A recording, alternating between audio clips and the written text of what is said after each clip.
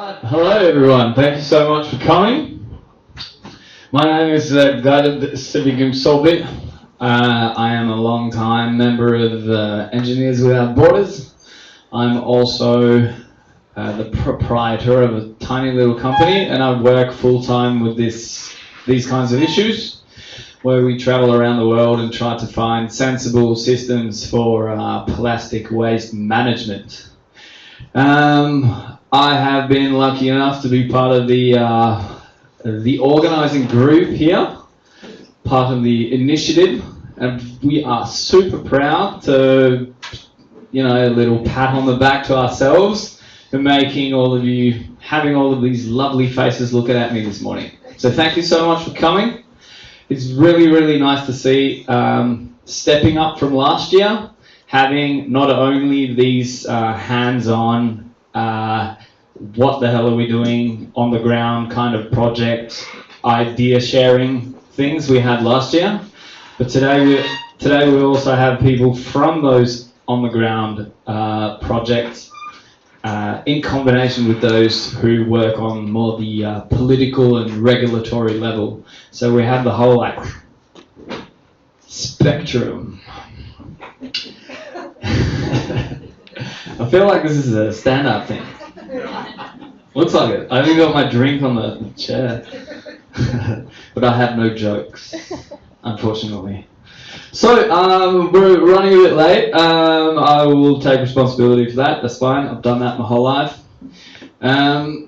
So we are welcome to the seminar part of today. Thanks for attending the breakfast meeting. It's very lovely seeing you all there as well. So we are here because we want you guys to know what each other are doing. That's why you're here. So you can hopefully make some new friends, come up with some new project ideas. Maybe someone who has a bunch of money wants to find someone that needs a bunch of money, etc. We just want stuff to happen, and this is a great arena to do that. So this is an effort to sort of build that network of people here in Norway and abroad that are working with trying to kill this plastic pollution problem dead. So today we are going to start off with the big picture, as we call it, more like regulatory, political part of the tackling the issue. That's the first thing we're going to be doing. At the end of that, there's going to be a quick summary, a Q&A, so people get to ask questions, and of course using the breaks and stuff to ask more questions. And then dinner tonight, of course, to ask a bunch of questions. And then the drink after to ask the questions you didn't really have the guts to ask earlier. Yeah? Questions. So, then I'm guessing we're going to have a little break. All the presentations here are quick fire, 10 minutes, so we get a brief introduction to what people are doing. And then we're going to go on the ground, and we are going to have a look at some projects that I personally am familiar with. And then we're going to have lunch, because you can read. See that it says right there. And after that, we're going to have another presentation from Jan, from Precious Plastic. That's going to kick us off into the case study that we're going to have after, which is going to be it's going to be low-key, it's going to be informal. We're going to be presenting you with a case of an issue with plastic pollution somewhere, and we are going to put you into groups, very randomly ordered, and we're going to try and see what kind of solutions you come up with. It's going to be fun. And so after that, it's dinner time, and then, I'm going to take tomorrow off. Don't know about you, but... So, yeah, I think that's pretty much it. There's one thing, though, very important. I will be timing every single lecture, and I will hold you to your 10 minutes, because we have a lot of stuff that we are going to go through, and I'm going to have to bring out my time fascist on that sort of aspect. So please keep to your 10 minutes. And I know for many of you it sounds scary to hear your voice over the PA system, but this is how you use a microphone. None of this. Because you can't really hear what I'm saying then, can you? Or maybe? No. Not really. Yeah. So don't... Rule of thumb, just Keep it on your chin. Rest it right there. Yeah? Yeah? Yeah. Yeah? Yeah. Woo! So, to kick us off, we're lucky enough to have Tora Toreng with us here today. And take it away, Tora. Woo!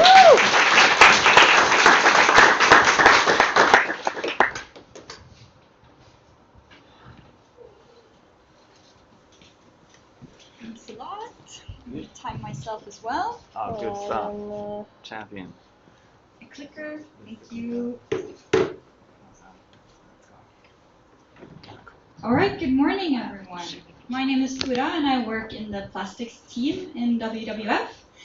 You may wonder why we are up here again talking from WWF, but we really wanted to use the opportunity to get suggestions and ideas from you here today.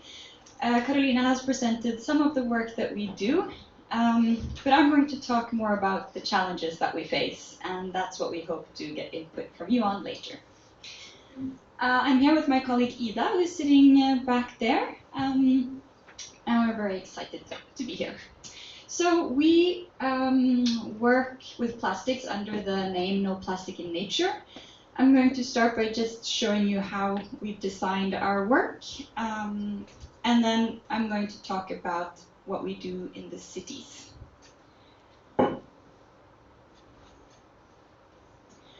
So we recognize that this is a massive problem that we need to address, as I'm sure you all do as well, and it needs a comprehensive approach. So we've divided our work into 3 different pillars. One is to work with the corporate sector, including developing EPR schemes in selected countries. The other is the global policy work that Carolina was talking about this morning to make sure that the global treaty becomes legally binding. That's our main goal. And then the third pillar is to work with what we call plastic smart cities. And that's really to address the problem on the local level. And we focus on the region with the highest level of plastic pollution in Southeast Asia. So I work on the Ocean of Possibilities project in Thailand, Indonesia, Vietnam, and the Philippines, where we work in 9 different cities. And why do we work with the cities? Of course, it's where a massive amount of the pollution is. We've designed this model called Plastic Smart Cities to help them guide their way to address their waste management problem. So we've decided to address the whole chain, not just plastic, but to look at how can the waste management improve. So we were asked to talk about how we work with the regulatory frames. And we see that the cities actually are struggling a lot because they work in this regulatory vacuum, both on the international level, national and local level. And that both makes it difficult to maneuver. What options do we have? How do we address the pollution problem? And it can also be used as a good excuse to do nothing. But in the Plastic Smart Cities model, we work to get commitments from the municipalities to create a framework to address the plastic pollution. So the first thing that they do is that the mayors sign a declaration of intent. And in this declaration, they sign on to doing baseline studies for the waste composition of the city. And based on that, we help them select good interventions to address the biggest pollution sources in an action plan, the city action plan. And that needs to be approved by the municipality. So once that's done, the WWF teams, they work to ensure that this is followed by budget allocations. So right now we have a best case in Bogor in Indonesia, where the mayor signed the declaration, we've done the baselines, they've approved the action plan, And for 2023, the mayor and the municipality has also committed funds to some of these interventions that are in the action plan. They're going to give land to develop a recycling facility and also help fund it together with the WWF office. So that's part of becoming a plastic smart city and sort of creating some frames how we can address this. We do this because it's a big need to improve the waste management systems in these cities, but also because we believe that by working in pilot cities, we can identify some key measures that can work elsewhere. So Carolina mentioned this morning that we have lots of good small initiatives. For example, waste segregation in neighborhoods, social enterprises, recycling low-value plastics. But to find the big solutions, the ones that can be scaled up, is also part of our work, and that's one of the challenges I'm going to come back to. So this is how we work on the city level.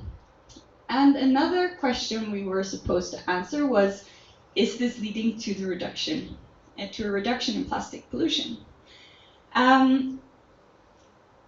Our goal is to reduce pollution by 30% by 2025. Some of the cities we work in include Jakarta and Manila. So this is extremely ambitious. And in this gray box, you see the goals that the project is addressing. But the short answer is that we don't know yet. It's too early. But we hope to come back next year and give a good answer to this, including how the action plans in the cities are working. That's something that we're very interested in. Are the cities actually willing to follow up on what they have committed to? What is the ownership, and how we manage to secure that? So I mentioned that I really wanted your input today, and I therefore wanted to share our main challenges. I'm not going to go into all of these, but I wanted to mention, maybe I'll start with the political buy-in, because we see that the mayors are really crucial in making anything happen, but they also disappear every 4 years. So how can we work to build lasting relationships with the local bureaucracy that sort of reduces the dependency on the mayor? We also see that everybody wants to reduce plastic pollution visually in their cities, but they're not really that interested in investing in lasting circular waste management solutions. And how do we get them to do that? That's definitely a challenge. And it was also mentioned about the waste to energy trend that we're also struggling with. In WWF, we have a guideline that we are supposed to avoid all types of incineration, and that's obviously quite the challenge within this field. The second one I wanted to touch upon is financing, because this links to the idea of finding the big solutions that work, that can really help us reach 30% reduction. We have the small solutions. They're working fine, and we have financing for them. And then we also see that there is financing available for the really large-scale initiatives, but we don't have the large-scale initiatives. So how do we help the small ones either join forces to access more funding, or how do we find new large solutions that can access this funding? This is something that we struggle with a lot, really, how to get to the higher level. Yes, so I hope that some of you have solutions to this. And I think I'm going to end there. Thank you.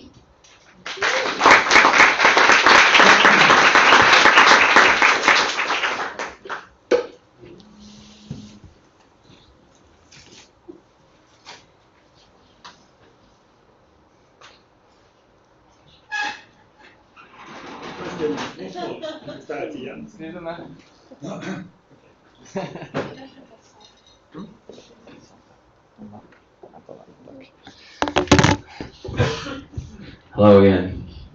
Some people have some questions, burning questions. We are gonna, if you have the, yeah, nice, thank you.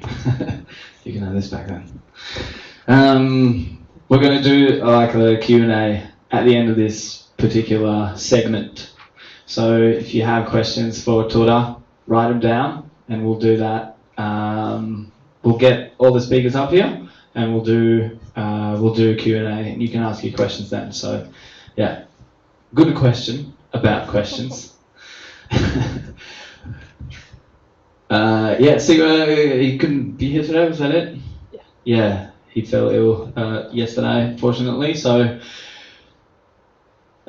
we are getting to Malin from Salt to talk about the initiatives that they have. Woo!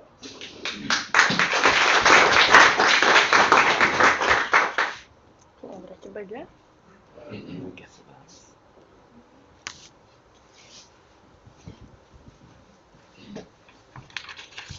Thank you. Good.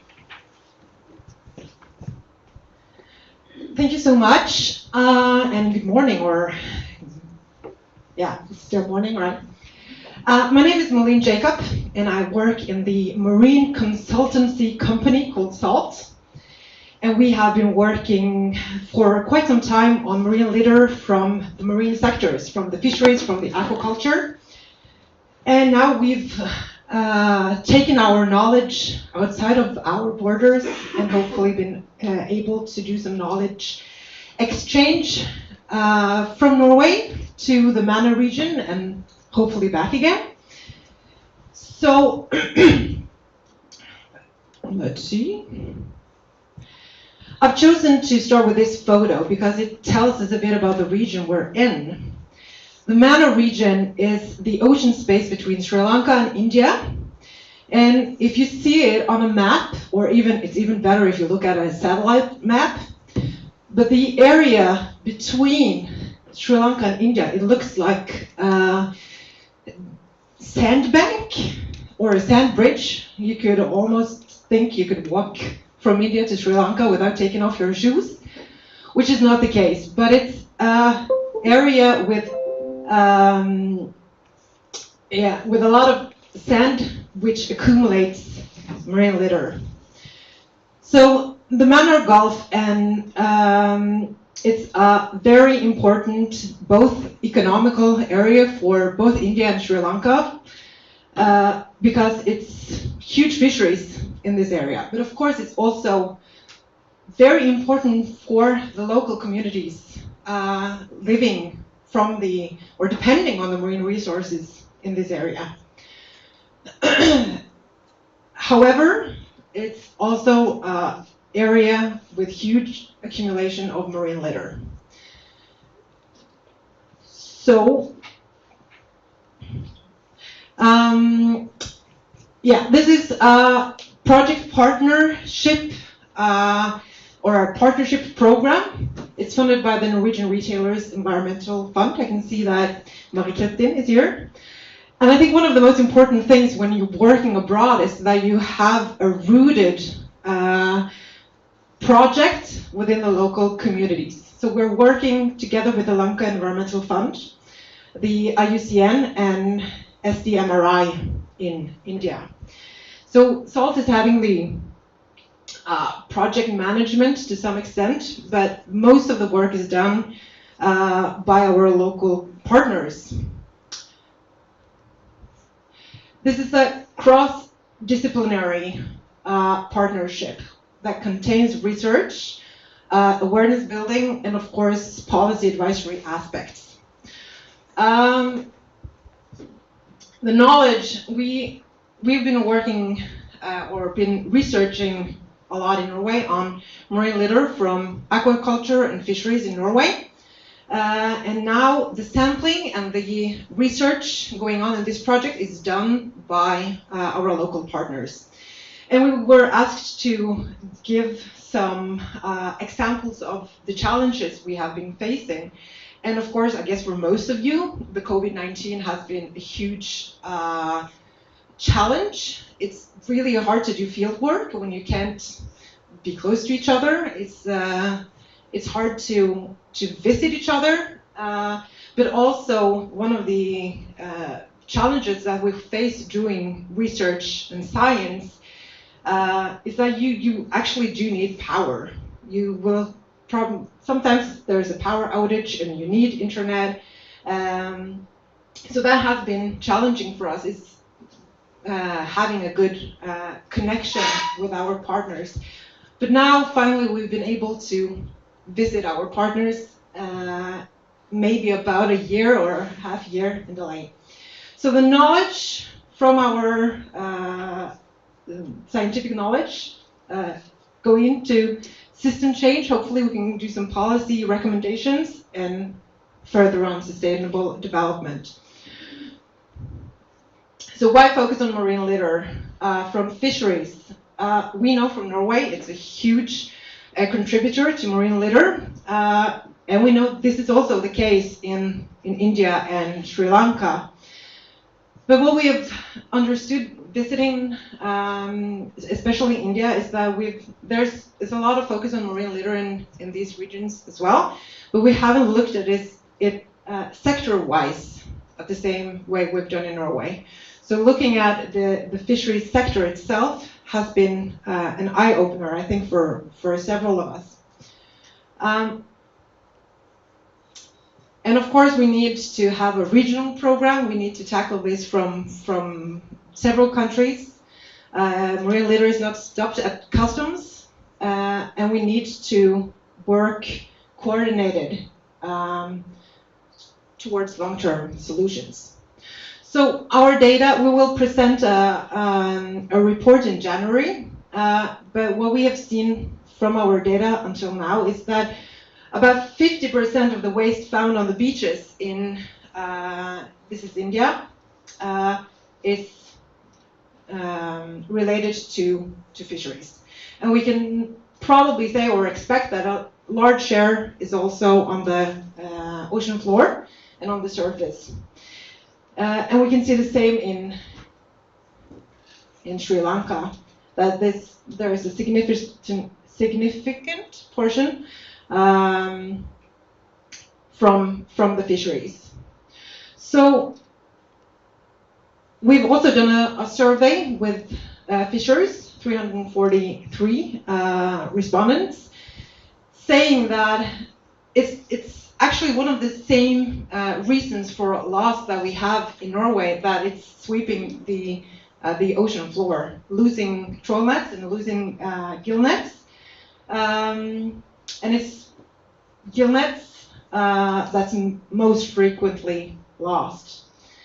All respondents responded that there is a lack of designated disposal sites, but they are highly interested to contribute to solving this problem if there is a system in place. So what we've done until now is having these partnership meetings. We had one in India last month and one in January this year. We've had numerous stakeholder meetings with the fishers, with government officials, with the producers of nets. We've done research activities, sampling data, collecting data. I think that's the most time-consuming work. We've done a fishing gear inflow study, a fishing fleet descriptive study, and then this survey that I mentioned. So what we will do ahead now, steps ahead, we will present the reports with the findings in January, have a stakeholder conference in January, work further with stakeholders. I think that's the key here, and hopefully we will be able to do some policy recommendations in the end of the project. These are my colleagues, Britta and Carl, working with this, and this is me. So please contact me if you have any questions. Thank you.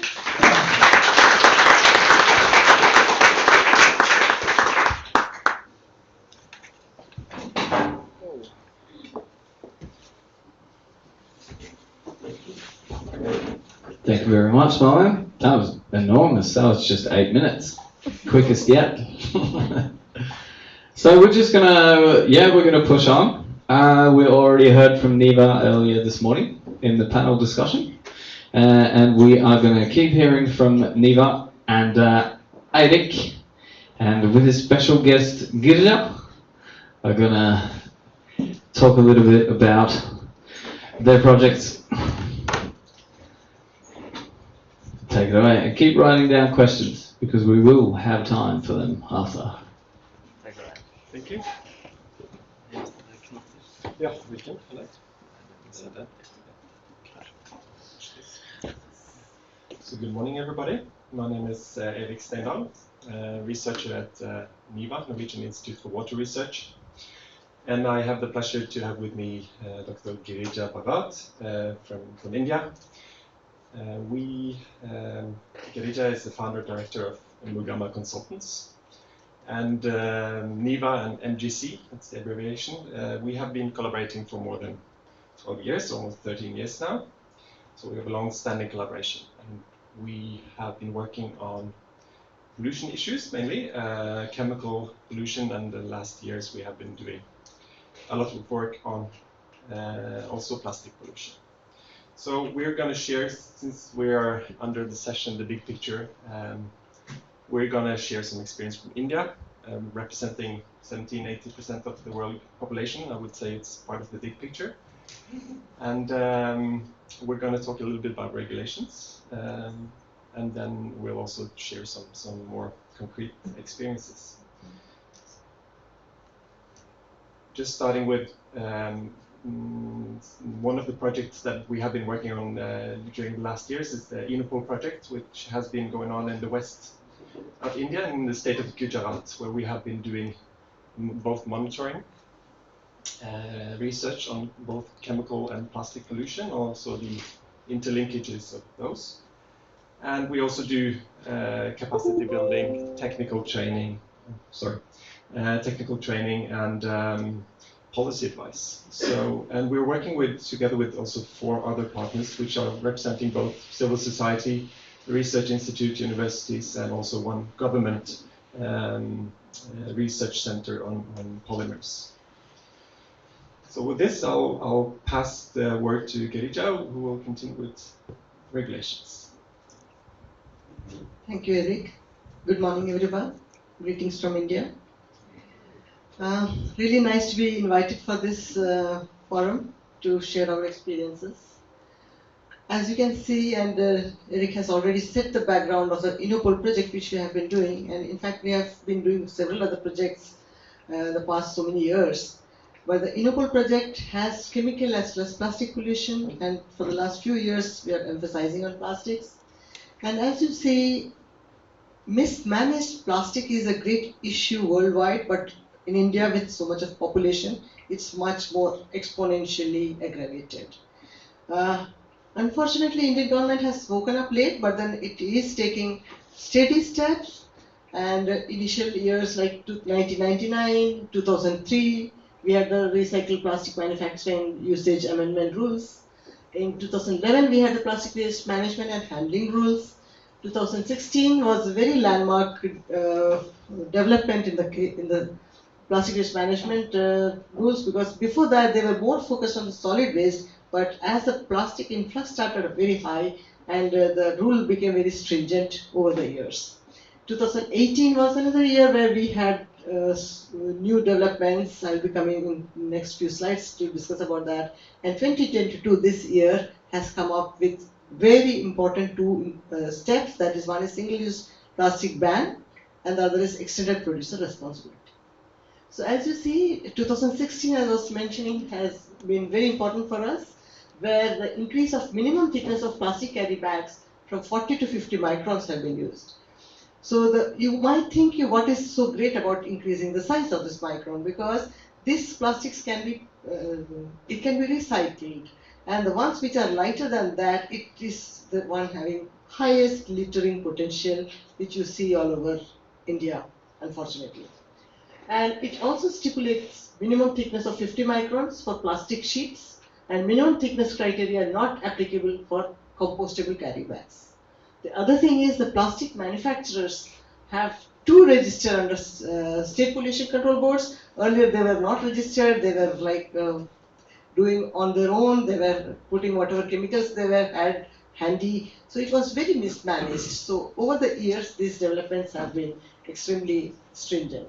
And then it requires producers and brand owners to introduce extended produce responsibilities also. So this generation, which includes individual, bulk, etc. In fact, you will be surprised that the source segregation started in India quite late. Yeah, we were like all dumping it, and our landfills were like big mountains, and there was no space for the mountains. From one mountain to the other mountain, the cities were surviving like that. But over the years, there are like very good examples where they have been able to get rid of the entire mountain, like the city called Indore, Ambikapur. They have done extremely well when they have been able to basically get rid of these mountains. And it also had this fees included for plastic waste management, which helped in sustainability of these efforts. So basically, the producer responsibility from recycling to product design to material sourcing to production to product use, product collection, recycling, and the entire cycle goes, and it's improving incrementally. And 2018, the plastic rules was basically multi-layer plastic which was included. Otherwise, multi-layer plastics like small sachets, people who are economically weaker, they were not able to afford the big shampoo bottles or the bottles which are packaged with higher materials, they would go for multi-layer plastic packaged shampoos and other consumables. So that was a huge nuisance when it comes to India's waste management issues. So these are, I'll not go into the details because of paucity of time, but then the producers, recyclers, generators, and urban local bodies. So the buck stops there, because urban local bodies, if they don't have the infrastructure facility, then no matter how much segregation we are doing at source, it doesn't make sense.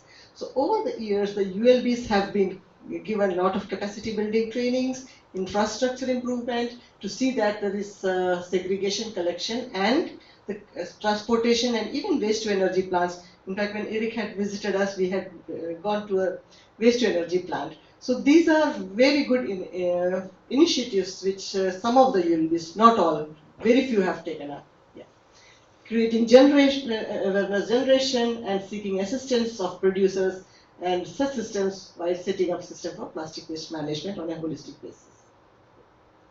So just to sum up, the first stage, the rules propose that each sheet of non-woven plastic carry bags shall not be less than 60 GSM grams per square meter or 240 microns in thickness from 30th September 2021, that's last year. And it also had the carry bags made of virgin or recycling plastic shall not be less than 120 microns from December 2022. So over the last 1 year, you will see so many new developments here. And in the second stage, which came from 1st of January this year, when 6 categories of single-use plastics, like they were nuisance plastic, like earbud plastic, balloon sticks, ice cream stick, etc., they have been categorically banned. So if it's not produced, then no question of littering. Then the third stage, that is 1st of July, it was very, very stringently. In fact, if we are carrying plastic bags, then there is a chance that we will be stopped. Yeah, it's that stringent. And it also included cutleries. And with packaging and online shopping increasing quite a bit in India, and these things having been banned is really, really big solace. So this is about the plastic, single-use plastic phase out. And it also had few things, as I mentioned, extended producers' responsibility, single-use plastic, recycling and reuse has been encouraged, details of recycling certificates, because many of the agencies had recycling, but they didn't have a certification. So we don't know if we are unknowingly introducing not recyclable plastic into the industry. All this plastic waste management experts would appreciate that we have contaminated the plastic stream also to a large extent. So this certification was also extremely important, and Central Pollution Control Board and the State Pollution Control Board, they were very strict about these regulations. Yeah, and centralized online system, portal where there is data registry of the recycling units and others, and environmental compensations, where polluter pay principle has been implemented and it is being enforced as well. And setting up of a committee which constitutes Central Pollution Control Board and State Pollution Control Board officials to see that it is being compliance. This is basically about the same things, and the new rules classify plastics into 4 categories. One is the rigid plastic, single-use plastic, the multi-layer plastics, and carry bags and compostables. Sorry if I have taken more time. Over to you. Thanks. Okay. We have a few more minutes, I hope. So just taking a step back and up, perhaps, we wanted to share some experiences we have from other multilateral environmental agreements, other treaties. India is actually very good at ratifying new international treaties, and they do that quite quickly. 1 minute more, 2? Thanks. So the Stockholm Convention is a convention that regulates persistent organic pollutants, a group of chemicals that are both hazardous, bioaccumulative, and toxic, and they transport easily by air. And it started in 2004, and India was quickly ratifying this convention, and it was quite quickly also a few years behind schedule, but still it managed to develop a national implementation plan, which is a kind of comprehensive plan for how they are going to deal with these chemicals. But since then, it has gone quite much slower. So it was not until last year that actually India ratified 7 additional POPs. And while this is happening, this is a dynamic treaty, so new chemicals are added all the time. So India keeps kind of falling behind, and they struggle with both ratification and implementation. And India and a few other countries, China also, they have chosen to ratify this convention with an opt-in clause, and that means that most other countries, they say, okay, we ratify this convention, and then automatically changes to it we accept. But whereas India and China and a few other countries, they want to actively accept new changes to the convention, and that makes a bit more challenge when you have a dynamic treaty. And this is also relevant for the plastic treaty that is coming up that you've heard about. And also there is a big discrepancy when we are talking to the state governments. So even if the national level is really ambitious and have ideas of moving ahead, the state governments are not, these plans have not been anchored well with state governments. So there's a lot of work to do there. So I think these are things that are important to keep in mind also when we look at a plastic treaty. And of course there are many differences between plastics and POPs. And there are also many interlinkages. So I wanted to spend a few 1 minute on also the problem shifting and the risk of creating new environmental problems.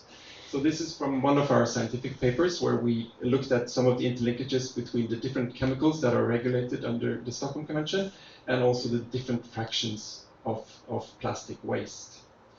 And not going into detail, but I'll share some experience from, we were in India 2 weeks ago, and we went around looking, visiting different recycling sites. So this is kind of a bit of the backside of the circular economy. There's a lot of recycling ongoing in India, and this is from Delhi.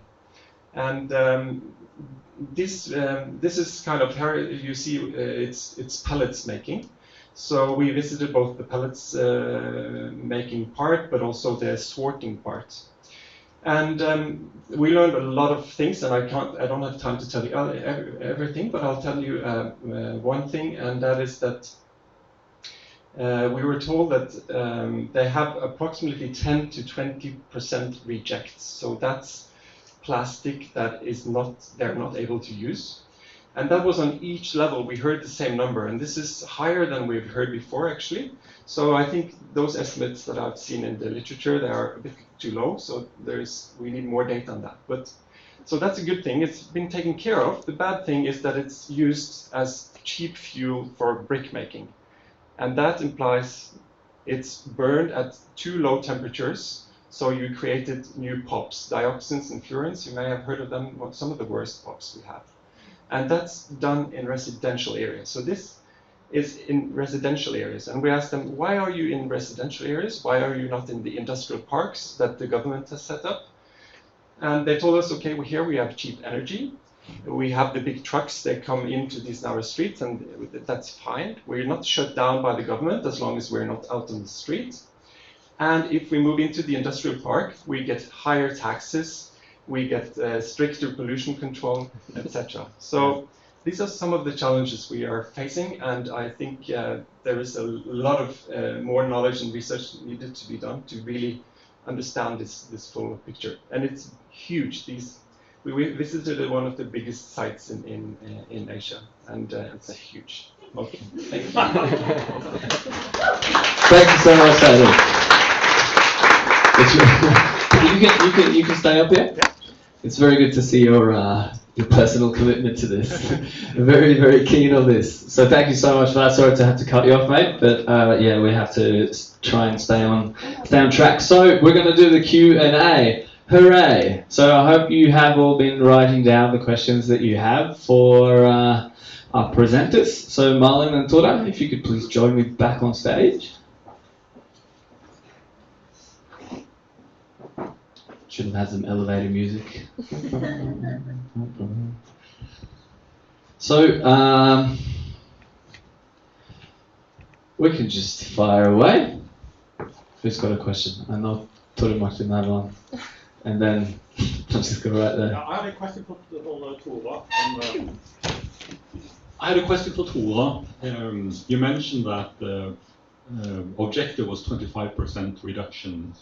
Do you know what is the objective in Norway, Norwegian cities? Is it comparative to yeah?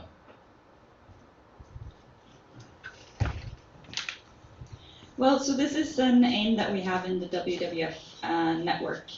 And we don't work the same way with the Plastic Smart Cities in Norway. Here we have a network where it's more learning and sharing network. So we don't have an aim specifically for cities here, but overall for our work on plastic, it's a 30% reduction by 2025. And then, of course, that's something that we link to where we are implementing directly. But we hope that anyone who is part of the Plastic Smart Cities project would also have that as their goal. Good. Yeah, you can just speak up. I'll try and repeat. Francisco Chavez. I just have a quick question. Different than the reference this morning, I was focusing on the small. This is big. This is for regulatory. We're talking big thing. Could it be an option? I don't know, that follow the same approach as it was followed with the CO2. At the beginning, CO2 you had to use, so it had to be some regulatory forces that push in order to start doing something. And in an attempt to make that something, it came the CO2 certificates. Will it be an option to start some plastic certificates or something like that? Could it be possible? Does the market compares each other enough as for having such approach, for example? So to summarize quickly, if someone didn't hear, so Francisco was asking whether there could be, if it's possible to have a similar approach to plastics as one has had to CO2 with certificates and taxations, etc., if I'm understanding correctly. Who wants to grab that? Go. I don't have too much experience with the climate issue and the climate treaty, but I have been a former negotiator for Norway on a treaty, setting up treaties. And we were following also closely. NIVA is working closely, feeding into the new plastic treaty development, and I know this is part of the discussion, making sustainability standards, and both globally and also as part of the national action plans, and also certification schemes. So it's part of the discussion. I think there is a lot more work to be done, and there are a few examples, I think, also from the EU.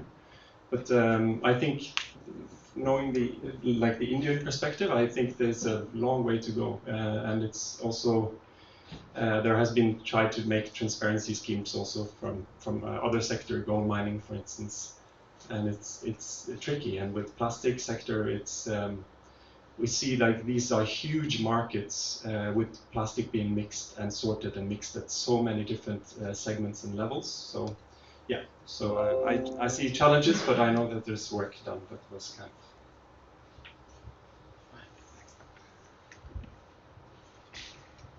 Yeah, thank you for the question. I've been working on climate before I started working on plastics, and I can see very similarities on how we work on plastics now and what we did on climate in 2009 in the Copenhagen negotiations. And I think what we've gotten now with the zero vision is kind of the Paris Agreement or the 1.5 goal, and then we now have to find the Paris Agreement for plastics. And I think one of the solutions is actually certificates. But I think maybe the polluter pays or the producer responsibilities will be a huge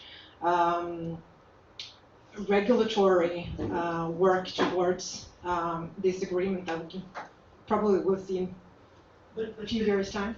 In the CO2 case, the UN came in to push the government, because here I can see that there is efforts from individual governments. Perhaps Europe, in the European Union, could be one bigger, but will it be needed a UN type of approach in order to push everybody forward? Yeah, and I guess that's where we're going now with the international a treaty, on plastic that probably will be done in 2024, start 2024. Yeah.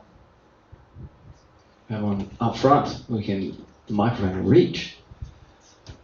Hello, my name is Line Blitt. I'm working in Norway, and we have some small projects now in Bali, just helping 4 villages in the Pansar to be more efficient when it comes to the recycling. And they have these small recycling stations where they compost and they sort organic and also unloading the residues for landfill.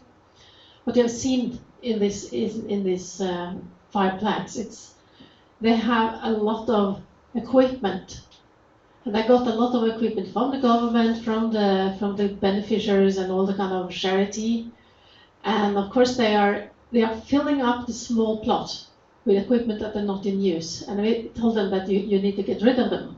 They're not working, they are not using it. Now they are holy because we have got them and we cannot remove them from the site. So that's why if there are any kind of to kind of use, because the villages have very limited space, they don't own that much land. So when they have a land, it has to be utilized and designed for waste handling, and it's not. It is designed by others that doesn't know how to treat the waste and be more efficient, so it can handle more waste into these small facilities. So I think going into design and thinking how to be efficient when it comes to waste handling within the plant is very crucial, and I think the Ingeniører, uten grenser have a lot to do there. Yes, we do. That's a very pertinent comment right there. So I think that's something we have to do when projects choose to go that way, to fund local initiatives like that. I do think that's what I do for a living, to try and adapt those technical solutions to the local context and make them work, because there are a lot of machines out there that aren't being used for sure. Go. Thank you. In fact, developing country perspective and the developed country perspective is quite different. Yeah, and developing countries, even if it is not functional, they would like to hoard it. Yeah, the feeling of hoarding is there. Maybe someday it will be of use. That kind of a feeling. They think about the material, the cost which they had incurred while purchasing it. So even if it is not going to be used ever, but still they have this mentality of hoarding it. So that has to be probably taken up at the higher level, not at the village level, maybe at the government level, where it can be uniformly implemented throughout the country, rather than taking it to local levels, because you may be able to fix it. It's like a quick fix for a small area, but then overall this would be, I'm sure, happening everywhere in most of these Asian countries. Yeah. Thank you. Hope it makes sense.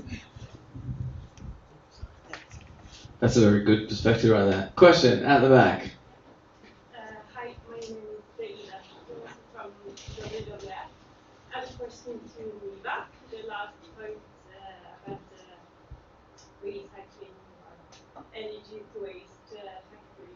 I was wondering, I understood that a lot of the emissions were increasing due to the way it was done. I was wondering if there some local discussion about the disadvantages and incentives to continue more environmentally friendly way. So just to repeat, correct me when I'm wrong. So you have a question to Niva about incineration of general waste, or plastic waste in particular?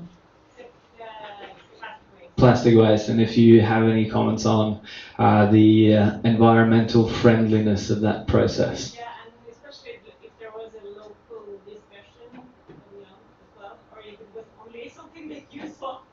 Okay, yeah, so if that discussion was also being held locally where the incineration was going to take place. Yeah? Yeah. Thank you. Good questions. And yes, there is awareness among the government. So open burning, for instance, is banned most places, I think, in India. And also this firing up these brick makers. These are small furnaces. So we're not talking about these big incinerations. In India, like Delhi, has an incinerator at the Ghazipur, which has the European technology on air pollution abatement, for instance. But I'm talking about a different kind of segment, and it's banned and it's done. They try to do it during night, for instance. They try to do it, and it's closed down and it's moved again, but it's still happening. It's still operating. There's a lot of corruption, so you pay your way. So even all these facilities we met and we visited, they were operating illegally. So that's also bringing to the discussion, I'm sure my colleague Emmy discussed a bit this morning about formality and informality, because we talk about informality.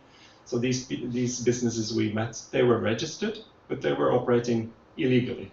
So you have all these gray border zones. So yes, there is a tension, and sometimes the government closes them down. So they told us, okay, some guys had tried this on the street to make pellets. They were closed down because it's too visible and people were complaining.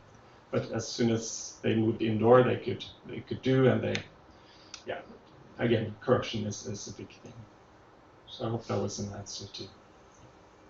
But it doesn't mean that like things are happening. So like in government, there is a lot of will also around. So it's not useful to paint a black picture, but it's very complex and it's very. So I don't know if you want to add. That's very correct picture which you have shared, Eric. And different states have different kinds of compliance mechanisms. And some states are very tight about these regulations, some are very lax. Yeah. And different levels in the same state also has different, like as Eric mentioned, some of the places the urban local bodies themselves would burn a plastic dump, because otherwise if it was their responsibility to transport it to a place. So it makes it very easy, and they probably might be paying the locals to burn it off or whatever, I don't know, but then it happens with the understanding of the urban local body officials. So in the night there would be a big heap, and morning it would be gone. And the gas, nobody understands unless they fall sick. They don't understand that the gas is noxious and all that. Yeah.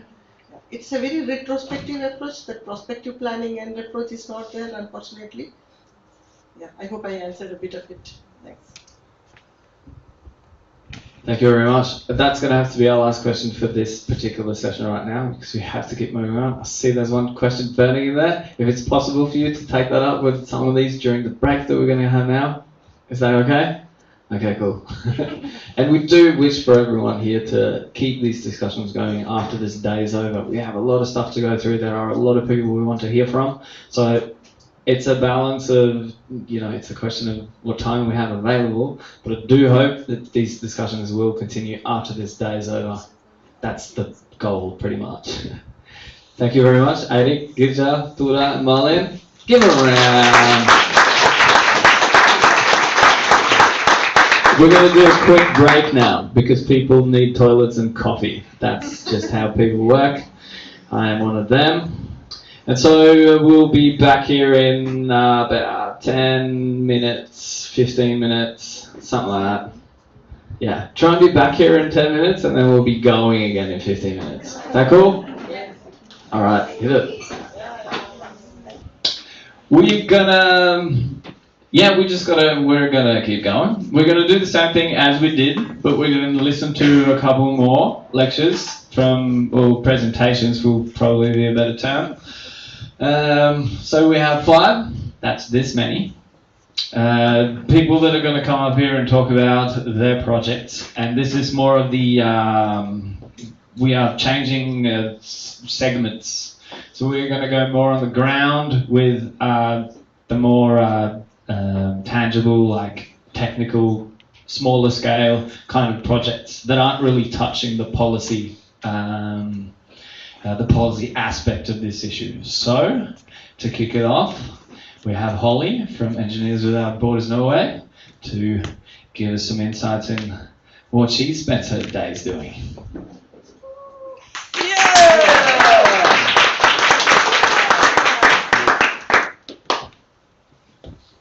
I'll time myself as well. So I'm Holly myself. I work at Engineers Without Borders Norway, and I'm the project manager for the Waste for Warmth project. We use plastic waste to make insulation products for warm and safe shelters. We've primarily been targeting displaced people in a refugee setting, but we're beginning to kind of expand on that. We're a consortium project, so we work alongside Field Ready in Turkey. They're located in Gaziantep, Turkey, southern Turkey, and they're focused on small-scale manufacturing that's very localized for humanitarian response. We also work with the Polyphos Factory, which is the creator and maker of the Polyphos machine, which I'll share a little bit more about. And we have funding from Innovation Norway and the Norwegian Retailers Environment Fund. So one of the really exciting things about the Waste for Warmth project, in my opinion, is it can achieve a lot of different objectives. So we can remove waste plastic from the environment. We can create job opportunities for displaced people or in underserved communities. We can increase the warmth in shelters during winter. Which ideally would actually lead to a decrease in burning unclean heating fuels to keep those shelters warm, which in turn could lead to a reduction in respiratory illnesses, and then just overall a reduction in greenhouse gas emissions by manufacturing locally, as well as just reducing fuel consumption. As I mentioned before, our partner Field Ready is located in Gaziantep, Turkey, which is close to the Syrian border. So we've spent a lot of time focused on northwest Syria, which is really a small pocket corner in Syria that is not controlled by the Assad regime. So as such, there's a really large number of Syrians that are living in this corner of Syria. The winters there can be short, but quite harsh. The summers can also be extremely hot. Last winter, there were some pretty severe snowstorms, which is just quite miserable when you live in a tent or a sort of transitional shelter. So this you see here is a picture of the Polyphos machine. And the way the Polyphos machine works is it works with recycled, ideally, plastic that's in pellet form or shredded. You put it into the hopper up there, and it moves through this barrel where it's heated up, and it comes out as this fine plastic fiber, which we call polyfloss. And so you see some of the team in Turkey just sitting on a really large mound of this polyfloss. And polyfloss is a really good insulator, right? It traps air. A couple years ago, we did some winter testing in Oslo to really kind of understand how well it performs. We put up some common refugee tents to do the testing, and it worked pretty well. So we've been focused on trying to create insulation panels that encapsulates that polyfloss. So you can see the team here in Turkey is insulating a transitional shelter. These shelters are kind of replacing some of the tents in Syria. They're still not very warm, and they're also extraordinarily hot in the summer as well. And so we've encapsulated the polyfloss and just fully insulated this shelter to do some testing on. We also have been working on floor tiles. We've heard a lot that insulating the ground is a rather neglected area in refugee tents and shelters, and there's a real need for some solution for the floor. This tile here is not made actually with polyfloss. It's still made from recycled plastic. We just use an injection molding to create the tile. An interesting thing to point out is we've always known insulating a shelter, will help reduce the indoor temperature. Well, it'll help increase the indoor temperature in the winter, but in the summer, it should actually kind of mitigate extreme heat. And so this summer, when we put up the insulation in that shelter, we actually did some temperature tracking to see how well the insulation performed in the summer heat. And I won't go into a lot of explanation, but on one day, we actually saw a 10-degree-Celsius difference between a non-insulated shelter and an insulated shelter. So our insulated shelter was 10 degrees cooler on the inside than a non-insulated shelter. And when a non-insulated shelter reaches 50 degrees Celsius, it's too hot to live in. That's not a lovely condition to have to spend your time in.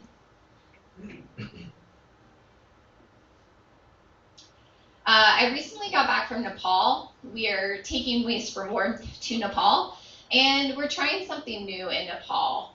We are working with a local social enterprise. It's a group of environmental engineers primarily. They're very knowledgeable about the waste plastic ecosystem in Nepal. And so we are really letting them explore sort of product development, studying the market to understand, what can we make or use the polyfloss for that's relevant to the Nepali market.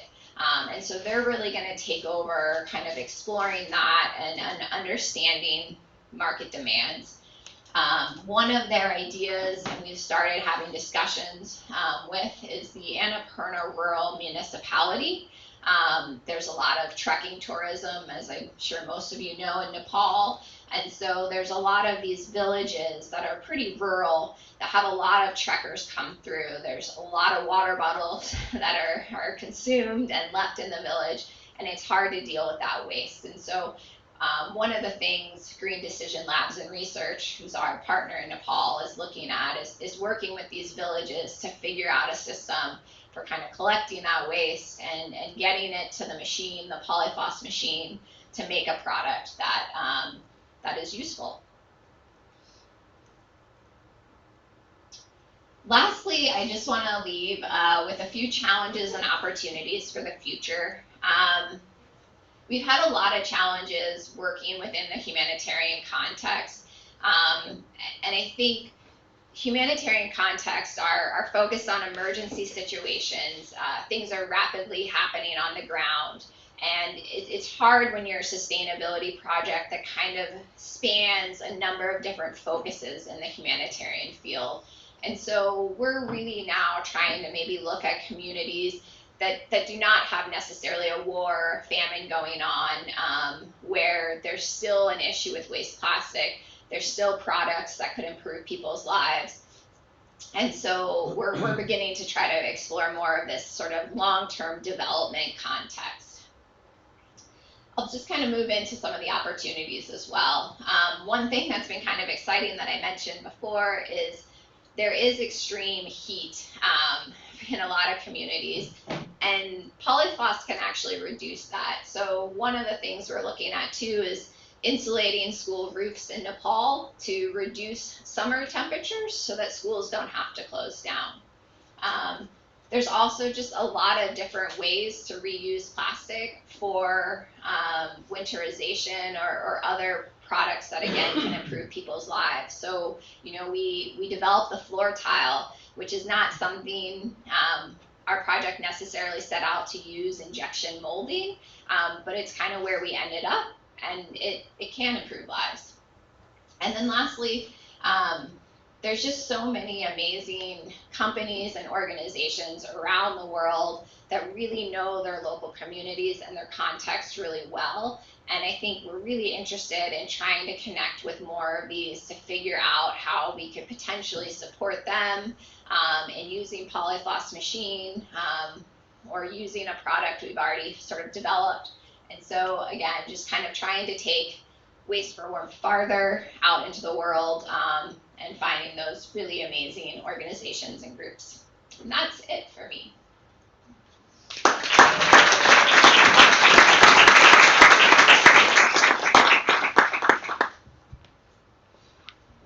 Sure, Regi. Thank you so much, Holly. We are gonna push on. Great on the time, by the way. 50 seconds left. Well done. So yeah, we're just gonna move on. My friend Sabrina from GRID-Arendal is gonna give you a bit about the projects that we're working on. Thank you. I think I've timed my presentation, so I'll get started really quickly. I want to introduce you to the Ripple project, which is preventing plastics in Kathmandu rivers, although we want our project to have a ripple effect within Nepal and internationally in other developing countries. It's a 3-year project. We're 9 months in already, and it's funded by the Norwegian Retailers Environment Fund, HMF. These are the projects that are taking part in the project, the partners that are taking part in the project, the Norwegian ones at the top, including ourselves, the Norwegian Geotechnical Institute, and the more international partners on the bottom. So Doku Recyclers, private waste management company in Kathmandu, as well as Creation, the Center for Research and Sustainable Development in Nepal, and International Solid Waste Association, based in the Netherlands. I'm going to just talk over this sound. The sound is not so important, but this is a video of a recent visit that we had to Kathmandu, where, we saw firsthand the plastic pollution problem there, as well as the important work that informal waste workers are doing. So the unique spin on this project is that we want to prevent plastics in rivers by strengthening the informal waste sector. Our partners, Doku Recyclers, have done a hotspot mapping of hotspots for plastic pollution in the Bagmati River, the main river in Kathmandu, and they've taken samples of the plastic that can be found there and sorted it. And from a sample of 75 kilos, they found that 38% were plastics, and almost all of those were recyclable plastics. So we see a huge potential there to really drive home the message of waste not necessarily being waste, but a resource that can be used. They've, of course, categorized these plastics that they found in terms of the ease with which they can recycle them as well. We're also, through our partner Creation, conducting workshops to build the capacity of informal waste workers and conducting interviews. We've conducted around 50 or will by the end of the year to find out what their challenges are. Here you can see some of them in the pictures. You see a lot of pictures of children that have been brought to work with their parents because they don't have any other solutions. And informal waste workers that are openly sharing their challenges with us. And we've grouped them into 3 main categories. It's health, safety, and environment, social discrimination, and wages, mainly. And the gender-specific challenges are that, for example, the women, they earn 2 rupees per kilo that they recycle, whereas men earn a regular monthly wage. And women, of course, they face extra challenges. So that was 3.5 minutes. Thanks for your attention. I thought hearing it straight from the mouth of the people that we're focusing on would be much more interesting than just me telling about it. Some of the major challenges, we have a lot of challenges to solve in the project, but some of the ones that I picked to present are that we have an ambitious plan for capacity building of informal waste workers. And it's a small-scale project, but a lot of our goals are to affect the large-scale issues, such as how to affect increased wages for female informal waste workers, how to ensure a proper workplace for informal waste workers, how to get local government to implement long-term solutions, how to show the effect of our project in a meaningful and impactful way, how to get relevant data at the scale that's most impactful, and how to influence a large-scale municipal plastics mapping. Some of the solutions that we have through our project are that our local partners, Doku Recyclers, together with NGI, will create plastic recycling hubs close to the hotspots that we've identified. And it will be the informal waste workers that we've been interviewing that will run these as a sort of business to earn income on a regular and a long-term basis. We are building capacity through workshops for informal waste workers. We're cooperating with Sasaja. It's the only organization in Nepal for waste workers by waste workers, or informal waste workers, I should say. So they will get a membership there and access to loans and funds for healthcare and a network. We're developing trying to develop technical solutions that will make their work easier as well. You saw in a picture there an example of a baler that will make their capacity for collecting plastics easier, and a lot of them have commented on washing the plastics as well.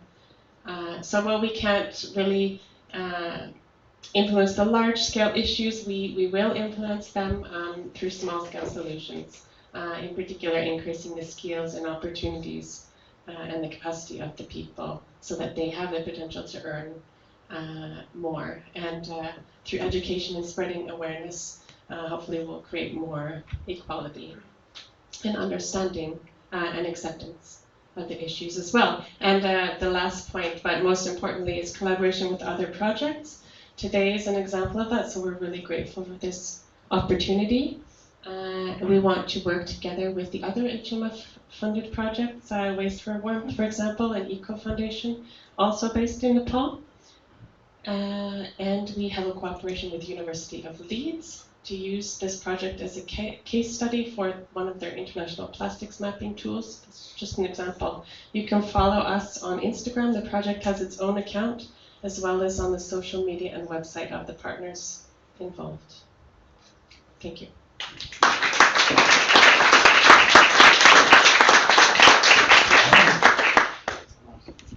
Thank you. I think I was wearing the same t-shirt. It's a good t-shirt. So, we're just going to push on. And from NGI, the Norwegian Geotechnical Institute, my dear friend and project manager, Catherine Ekbo.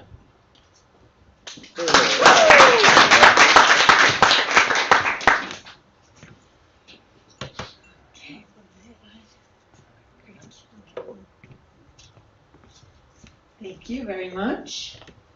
So yes, my name is Catherine, and I work at NGI, which many people don't really associate with plastic, but I've been working with these plastic projects since 2018. And today I'm going to speak about one of our projects called SUWASU, which is short for Sustainable and Complete Waste Management Solutions for Rural and Semi-Urban Environments. That's a long one. And here are our partners. It is funded by Hans Miljøfond, and our main partner is Strømme Foundation. And then we also have partner with Human Rights, which is GRID here, and Shipper Consulting, which is Anna right over here. And then also Engineers Without Borders and our local partner called REDS.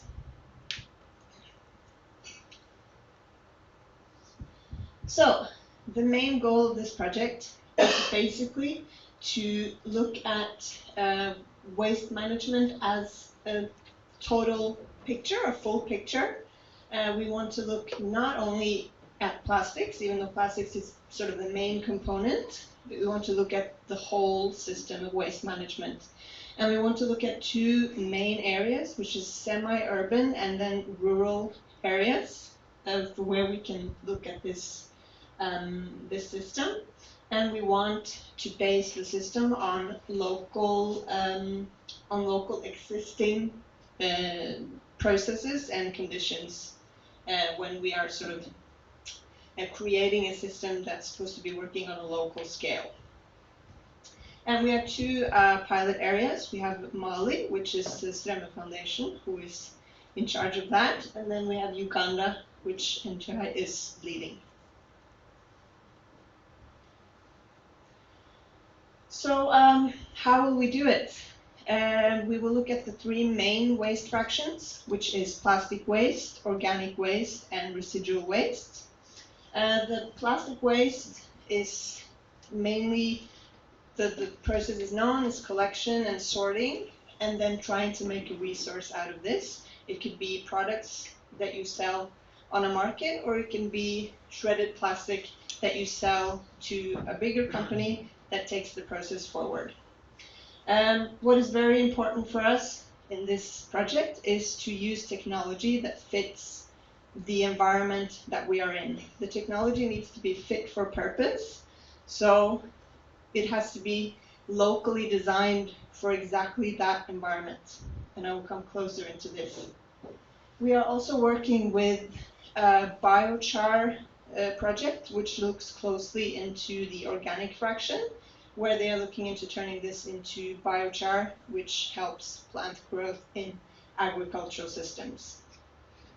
And then finally, the residual fraction, which we did talk about a bit earlier this morning, about incineration of waste that cannot be recycled or utilized in any way. So here we are looking at how can we take this fraction and utilize it in an environmental friendly way, which is better than the current practice of how to utilize this fraction. And we were talking about burning, and the fact is that yes, we don't want to burn, but today this fraction is burnt. In Uganda, we visited a school, and here they burnt all of their waste in the middle of the school grounds. So the alternative is quite bad. So we are looking at how we can take that practice and just make it more environmental friendly.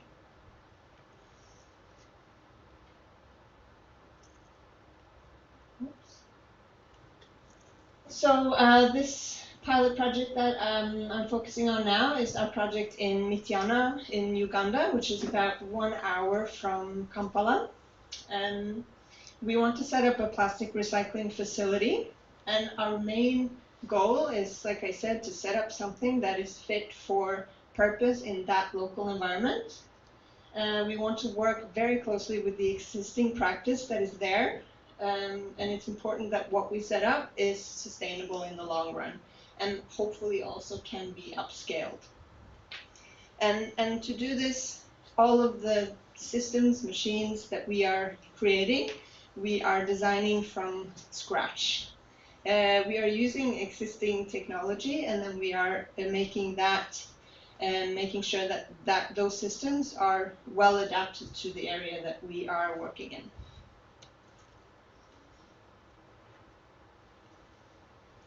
And why do we do this?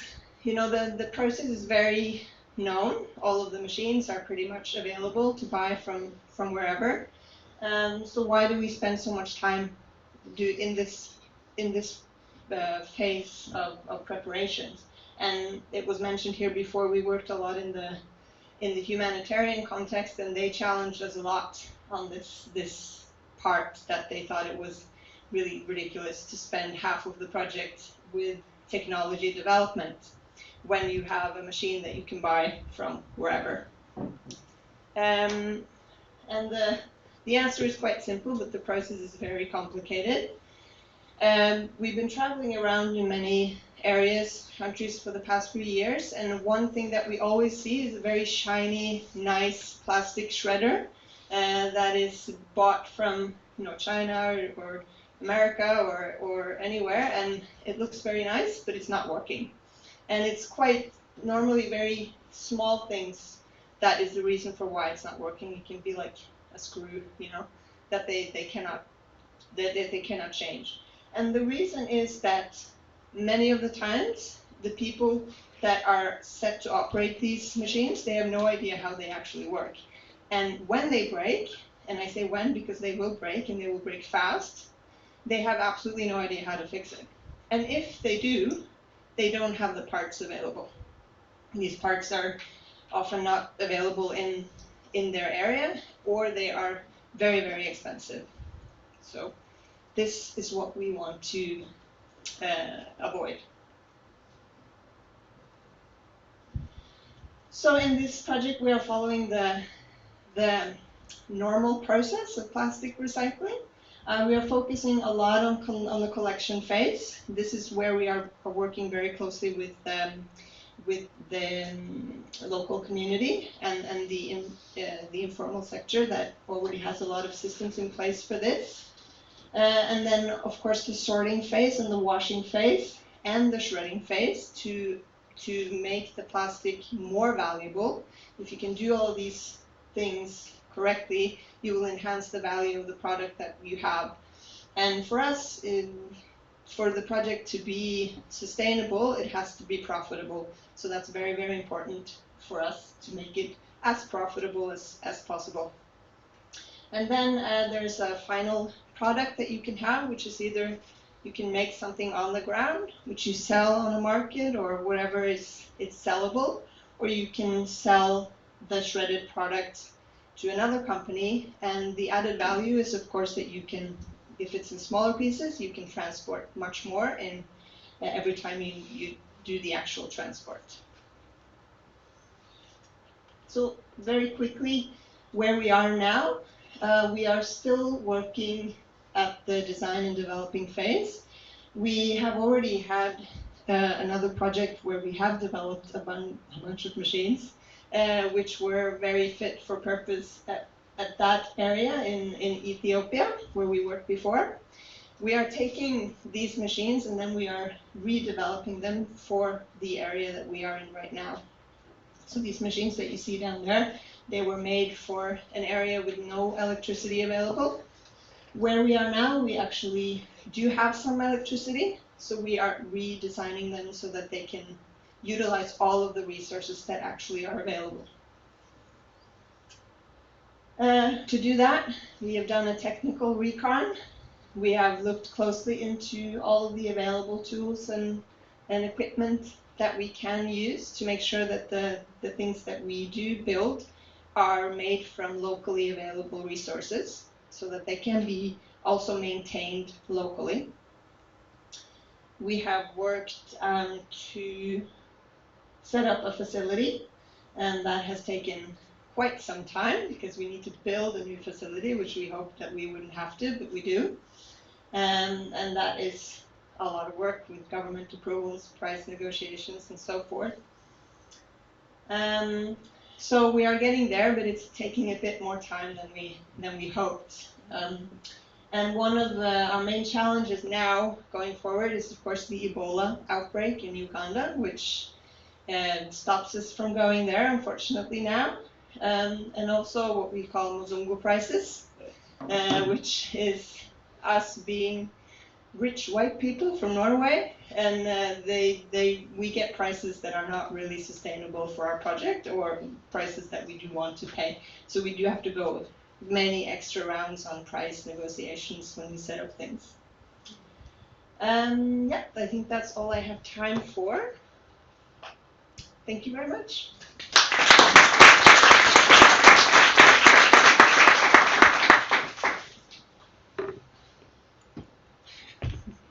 Thanks very much, Catherine. I think I was wearing the same t-shirt again.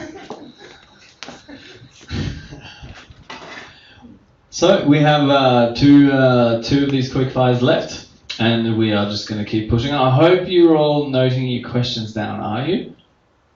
Are you? Yes, thank you for responding. All right, we're going to push on. Elisabeth from Norconsult, please tell us what you had to say.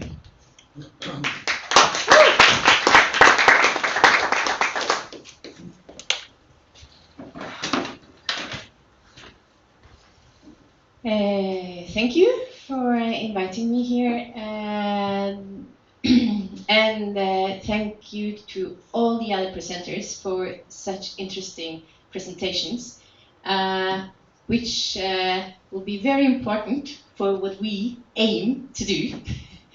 I am representing Norconsult here, an engineering company or a big advisory company in Norway. I'm a marine biologist myself, but we have a lot of other skills there. We cooperate with SALT, that has already been on the podium here, and the Engineers Without Borders. And we are all entangled in other projects already. But this one is a project proposal. We haven't done this yet, but we think it's a very important thing to do. We are aiming at making a roadmap for waste management in international projects, and with a focus then on low-income countries with poor waste management infrastructure. This project came about. I'm formally employed by Norconsult. I'm also informally in cooperation with a few projects in Zanzibar, where organizations are trying to find good solutions for waste management. We discussed this with SALT and with Engineers Without Borders, and we realized all together, we have all come to this thought about these things together, no, separately first, and then we started to talk about it together, that there are so many projects that deals with waste collection from natural environments. They struggle with where the waste should go. They deal with this in many different ways, but maybe they don't really talk to each other. Like, those two groups I am in contact with, they don't speak to each other, those two local groups. They all have the same goal, they don't know about each other.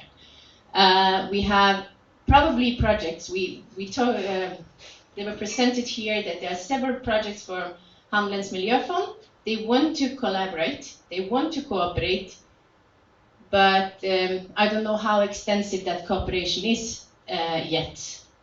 So maybe the funder, like the Hamnens Miljöfond or Engineers Without Borders, can have a role here.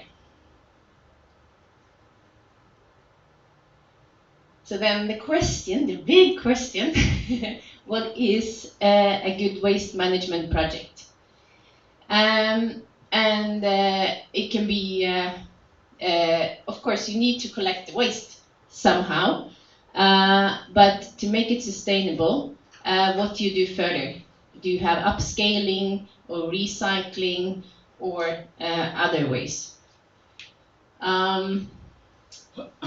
So what is the good solution? I need to thank my my friends in Zanzibar, the Kava Training Center.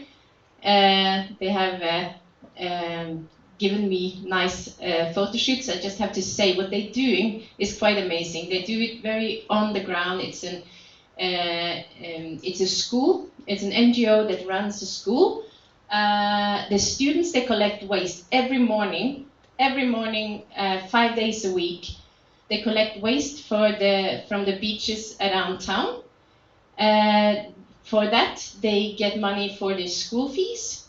And they also have environmental clubs and learn about upcycling. And they are their education is in tourism, and they're gonna go out there later on with all this knowledge to be used in their work later on. And it's 50-50 gender equality here. So both female and male, and they all work together. So, but what we're struggling with is then we see the nice solutions here. So where are we today? When you apply for a project, when these groups want to apply for a project, they start where they are. But how can they get the knowledge, or how can the agencies that they are applying from advise them to collaborate and communicate, so that they start not on the first level, but maybe on the second or third, from the knowledge that others have gained before them. We are still here. We come up with different ideas for sorting and local treatments. And in the roadmap that we want to do, we of course need to look at the different solutions within the different environments that the projects will be set. But of course we cannot do this just from local knowledge. We also have to get extended external knowledge on how it can be done. How is it done in other areas?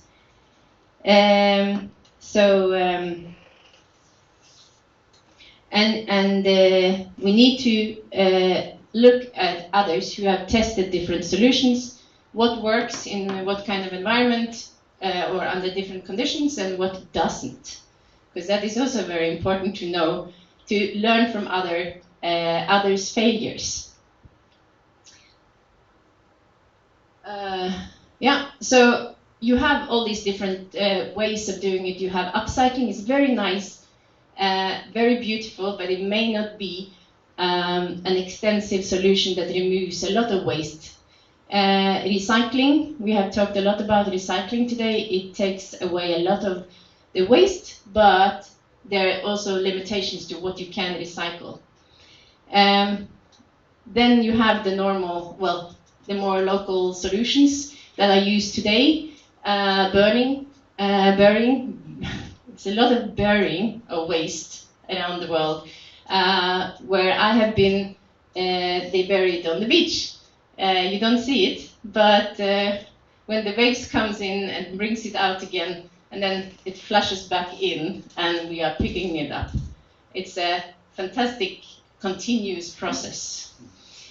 And then the landfills, which can be really bad, and then you have all the different levels of how a landfill can actually be, or how good it can be, from what we saw in Nepal to probably what they do in Europe in many ways.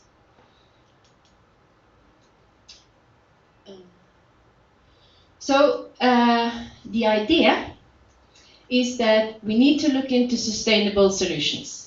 But the sustainable solutions, not only environmentally sustainable solutions, but economically sustainable solutions as well. And as we say, we want to start a project that is sustainable, so it will go on by itself.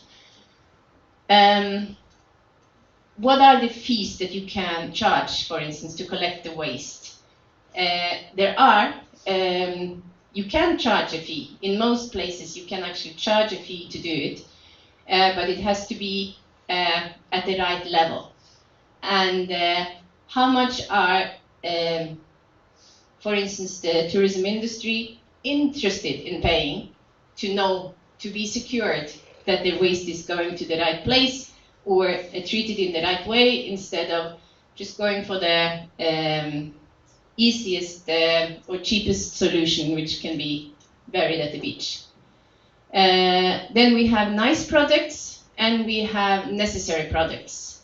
And we need to, when you develop products in different areas or different places, different, if you have a tourism industry in the area, yeah, you can produce nice products that are nice to have. But if you have no tourist market, you need to look for other products. And most places you actually need to look for products that are needed on a bigger scale. And we need to look into the local infrastructure. We need to look at the policies. Of course, many places have policies, like we have management policies, we have environmental management policies, we have resource management policies that are very nice in many areas. In Zanzibar, they have a nice waste management project policy. It's just no money to implement it. And we need to look into equipment and roads. Do we have the right equipment? Do we have the infrastructure in place so that we can collect the waste and maybe move it to where we can recycle? And do we have the right human resources to deal with this? So that is our roadmap. The whole idea. There was I thought it was no. It was supposed to be some text on this one. Oh. No. Okay. But what we want to do is to come up with ideas of several good solutions that are environmental and economic sustainable, and do some risk assessments on the way, and that this roadmap or these solutions can be a good guidance for future projects.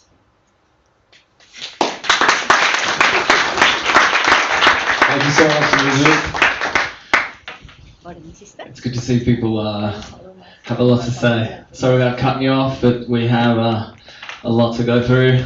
So we're going to kick on with the last presentation of this particular segment before we go into the Q&A session. So please welcome Tor Martin from Selv. Yes, thank you. Thank you very much. Yes, my name is Tor Martin Herland. I work in Strømme Foundation as desk officer for West Africa, and also working on plastic recycling since we're doing this in West Africa. We'll also say that we work a lot with NGI, through also, and we have received funding twice from Handel's Miljøfond, which we are very appreciated for. A short introduction to Strømme Foundation for those of you who don't know who we are. We are a rights-based development organization. We are working entirely through local partners. I see somebody's yawning here. What can we do? Do you have a question for me? We have a decentralized structure. All our employees in our offices are national or regional staff. We don't have expats like myself, which are very expensive, working abroad. We have a close collaboration with local and national authorities. We work always with local governments, with regional and communes. We try to support the plans of the governments. We are right-based. We are challenging governments, but we are also working together with governments. We're working in 3 regions, West Africa, East Africa, and Asia. And this Green Jobs program is in West Africa. In West Africa, we work in Niger, Burkina Faso, and Mali.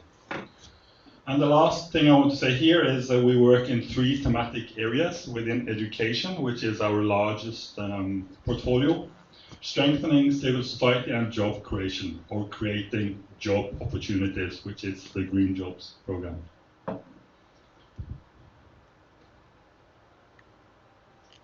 Sorry. Oh, you can try it. Thank you. Yes. Oh. Oh. I can. You can if you go to the next slide, then it's fine. Yes.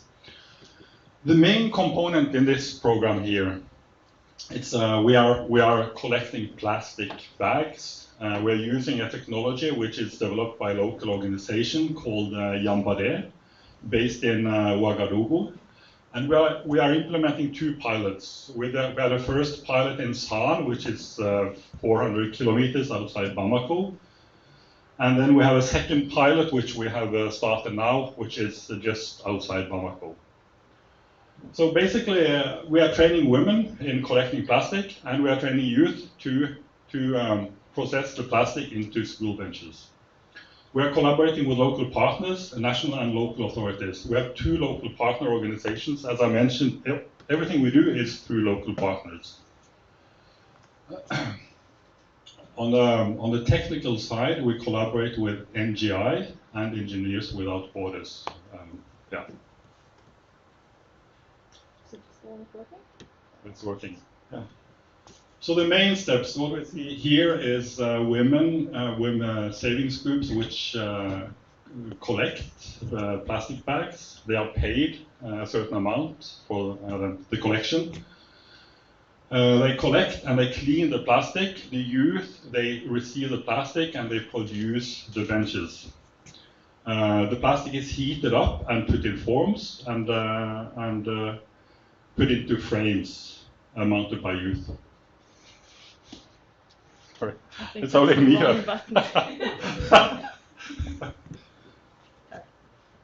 If you go to the next one. Yeah, I'll put Thank you. there. Yeah. I'll just go previous one again. Yeah. And finally, the benches are sold to the schools. Yeah. Okay, then you can go to the next one. So here we see it's very basic technology. To the right, we see a kind of a melting pot. Gas is used to melt the plastic up to a certain heat, and then it's put into forms and cooled down, and then it's mounted and welded together to benches. Yeah. You can. So in 2020, we produced altogether 324 benches, and in 2021, 991. And that's total amount of approximately 30,000 kilos have been collected. Yeah. So here we see an example of a school bench. We have a lot of challenges. I mean, there are a lot of good opportunities and possibilities, but there are also challenges here. One challenge is to clean the plastic, because a lot of the plastic is collected in the countryside where there is a lot of... How much?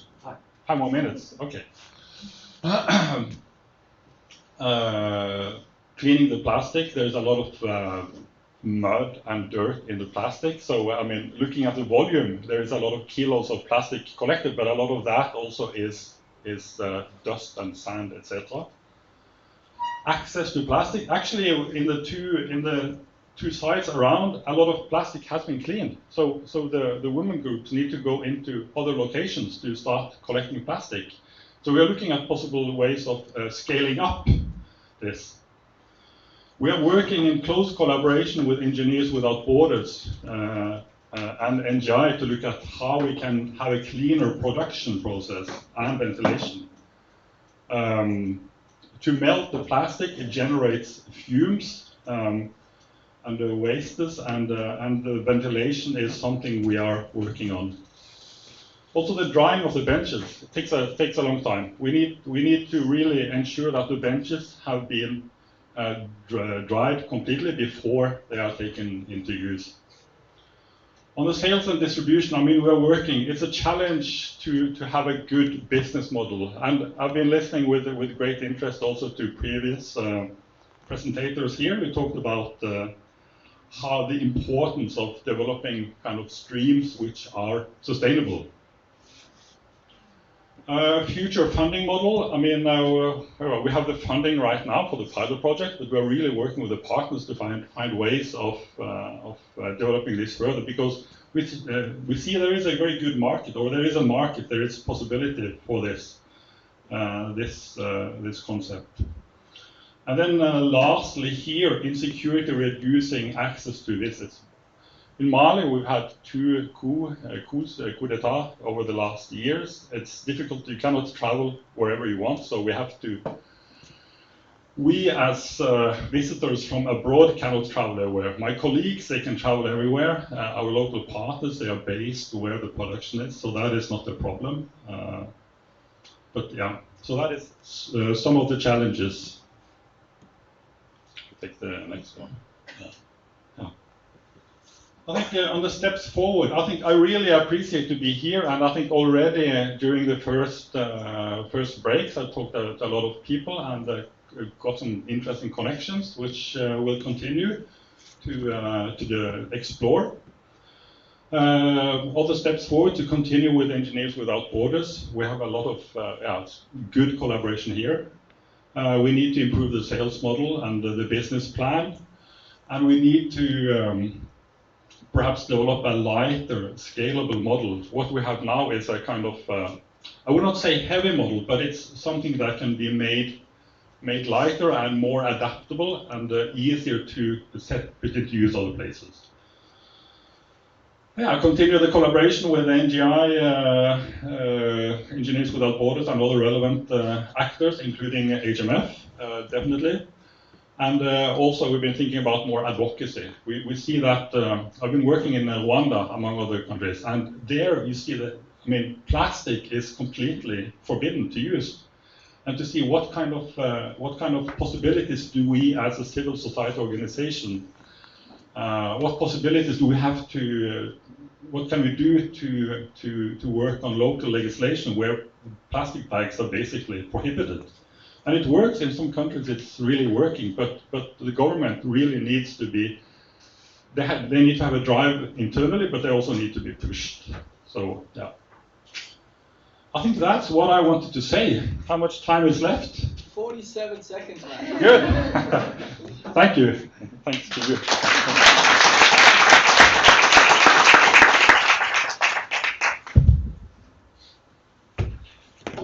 You're not going anywhere. You can come back up here, mate. Okay, sorry.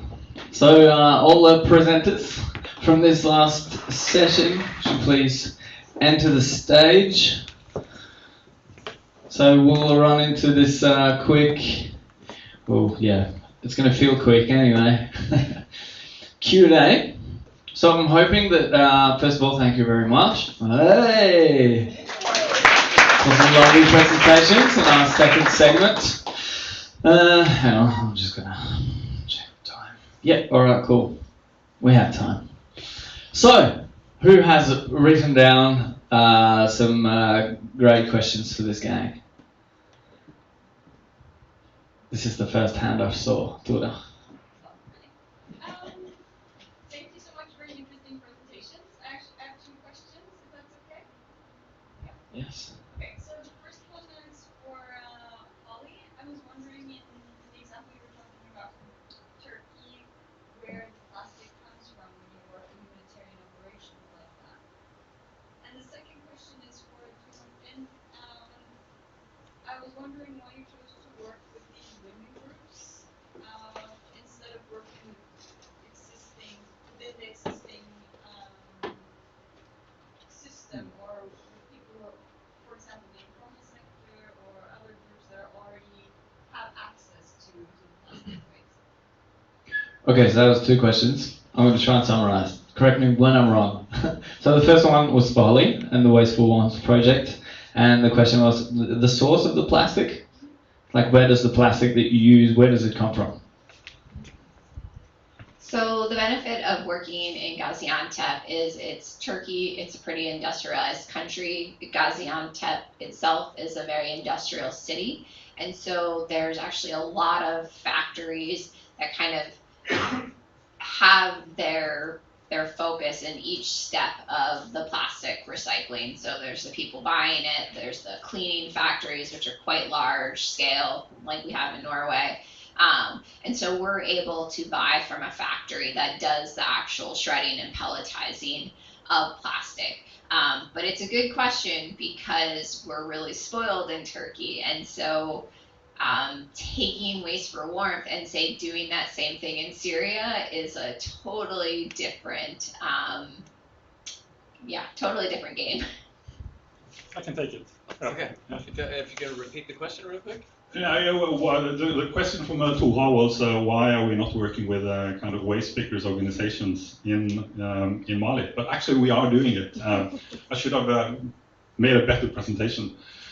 We are working with, traditionally speaking, we are working with savings groups. That is kind of our approach. A lot of women groups.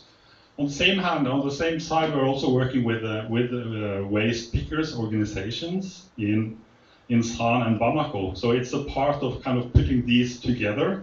And many of the women members in the savings groups are also working as waste pickers informally.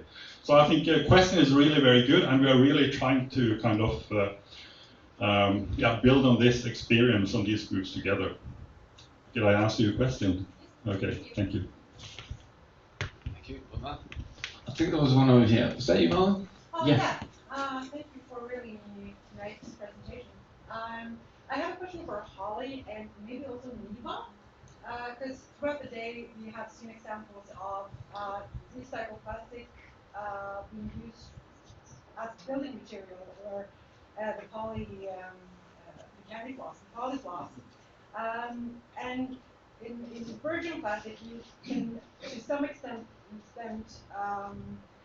control what kind of additives you have in the plastic. You can do that with a recycled plastic. And for people to live in building material used, where you use this recycled plastic, how can you control that it's not toxic or dangerous for people to live in? Yeah, so, same drill. I'm going to try, repeat your question. When using recycled plastics in applications that are going to be close to people, how do you control the potential toxic effects, etc., of plastics in your process? Do you want to do that? For us working with the polyfloss is we have to encapsulate it. We often use virgin plastic to encapsulate it for the panel, but there are other ways if you were working on a structure to trap it against a wall and use gypsum board, but it has to be encapsulated, otherwise it will not be good, and it's more, I think, an issue of the microplastics too, just being loose.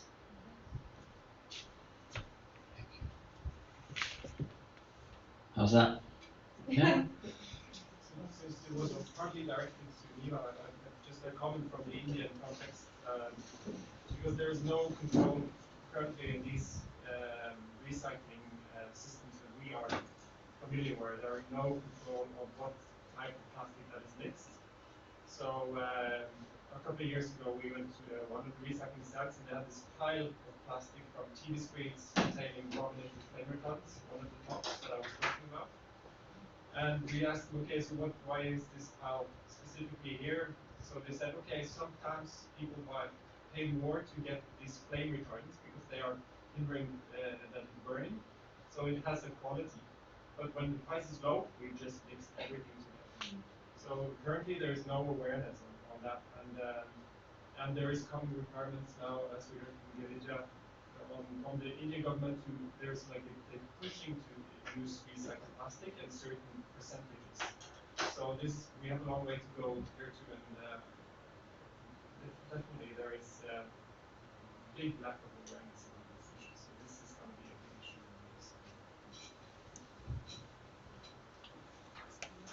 Yeah. Is there a question? Which one? Francisco. I have worked internationally most of my life, and one of the key things for succeeding, as far as I have heard, at least for commercial companies, is to identify the right partner in the country one is going to, at least in the commercial aspects. How critical is to have the right partner here in these issues enterprises, and how do you look for it, or how do you find it, at least in your own experience? So the question was, how important is your local partner in these kinds of projects? And without looking, I'm going to give the microphone to Catherine. Yeah, so we've actually had quite a few challenges on that in our previous projects, where our project in Alcadilla, for example, we had a partner that was difficult to communicate with, and it made the project impossible to actually finish. So we unfortunately ended up having to pull out. So the local partner is key. It's the entire project. If you don't have a good local partner, you don't have a project, and that's final. So that process should be a big part of your project. Basically, and finding the right one is, it's the mixture of finding someone who is familiar in your subject, but also someone that you can communicate well with, because the communication part is very important. So if you have someone that's, very, very good in their field, but impossible to communicate with, it doesn't really make that better. So it's trying to find that balance, basically.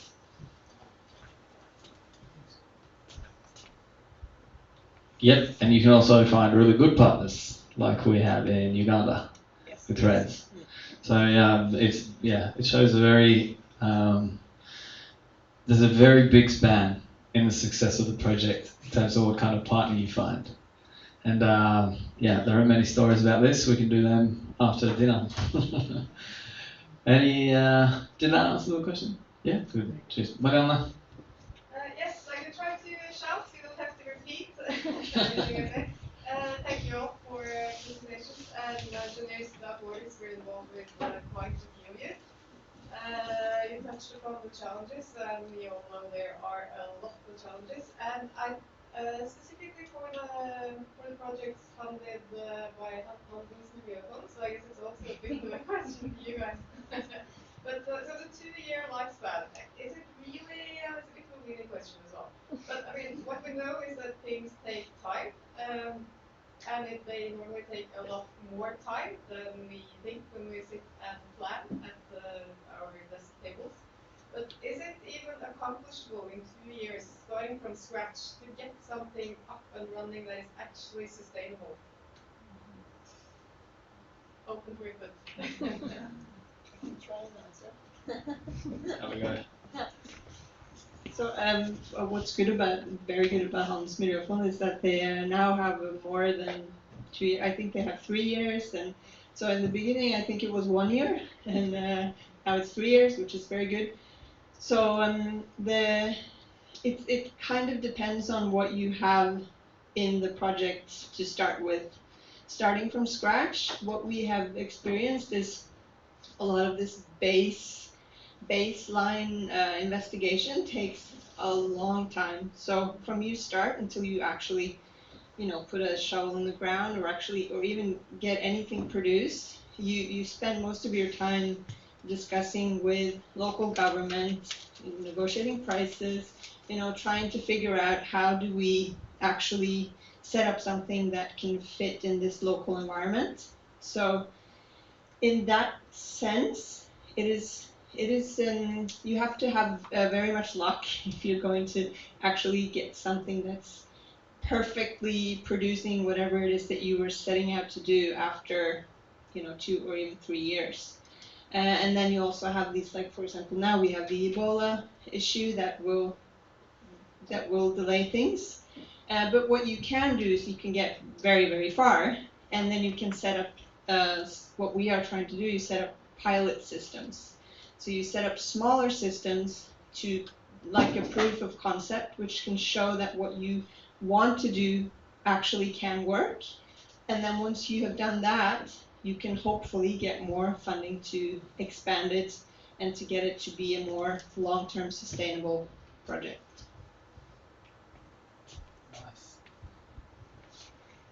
It is now 12:30 on the dot. This has never happened to me before. But lunch is ready. Please keep your questions going through lunch. Sorry?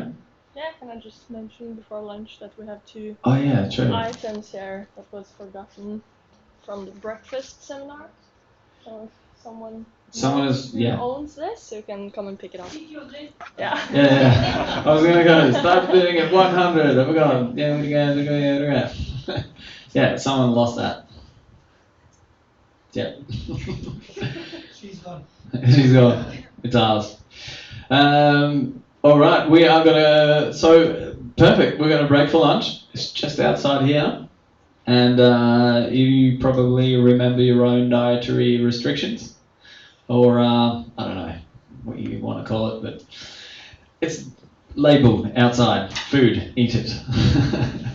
So we're going to break for lunch, and then I'm going to start harassing you to get you back in here when it is time.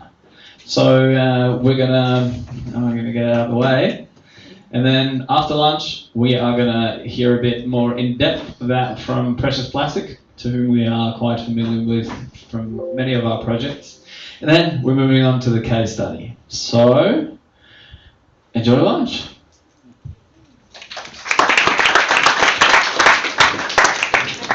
How was lunch? Good, yeah, I agree. So, now we're going to kick off the last bit of the program for today before dinner. We are going to have a workshop where you're all going to be divided into groups at very random, and we're going to give you a task to solve within a certain amount of time, and we're going to look at the solutions that you come up with, which is going to be very interesting for us. Remembering whatever you've heard or learned today. But before we get to that, we are very lucky to have with us one of the OGs, one of the longest running members of the central part of the precious plastic community. Some of you know these guys from before. You heard a little bit about them during the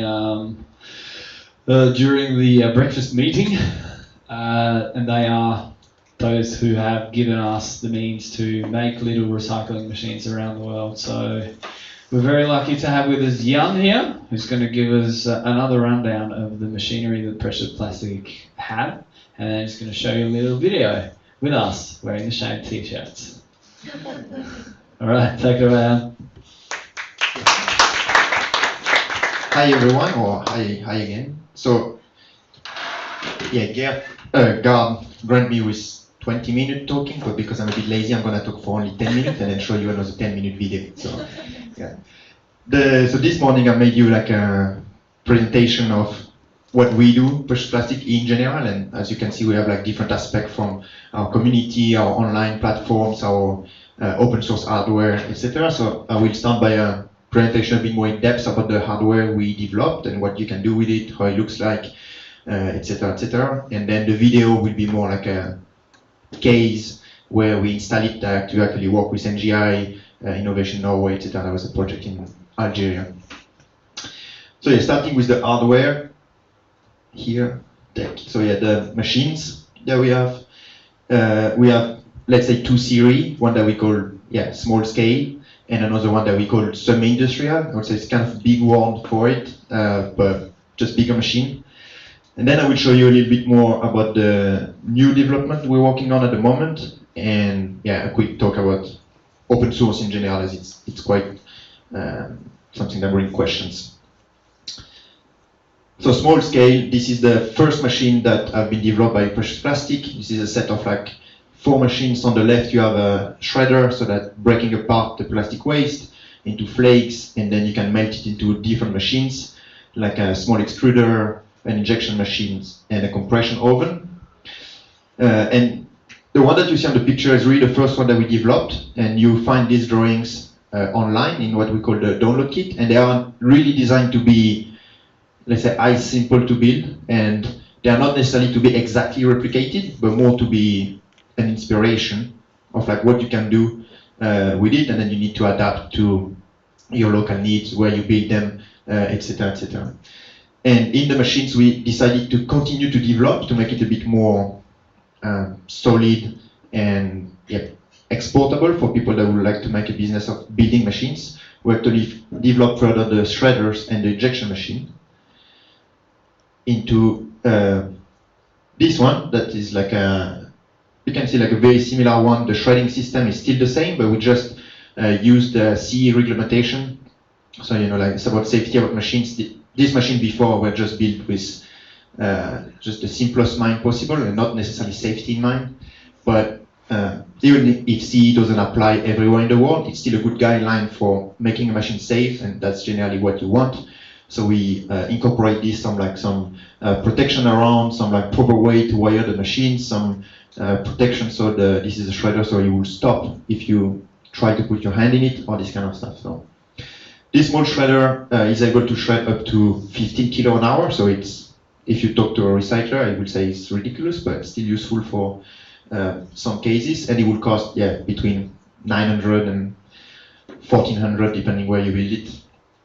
And you can run either on single phase or 3-phase power. And this is what you get out of it, small flakes of various colors if you do the sorting properly. Then we have the injection machine. This is completely hand operated, and this can melt the plastic and push it into a mold that you can create objects that will do up to 120, 150 grams in total. And this runs purely on single phase as well, so you could with an energy that will be very similar to a boiler, so you could even run it to your house if you want, apart from the fumes, of course. But, and this is an example of a mold that you can CNC in aluminium, but you could also laser cut it. Some people do it with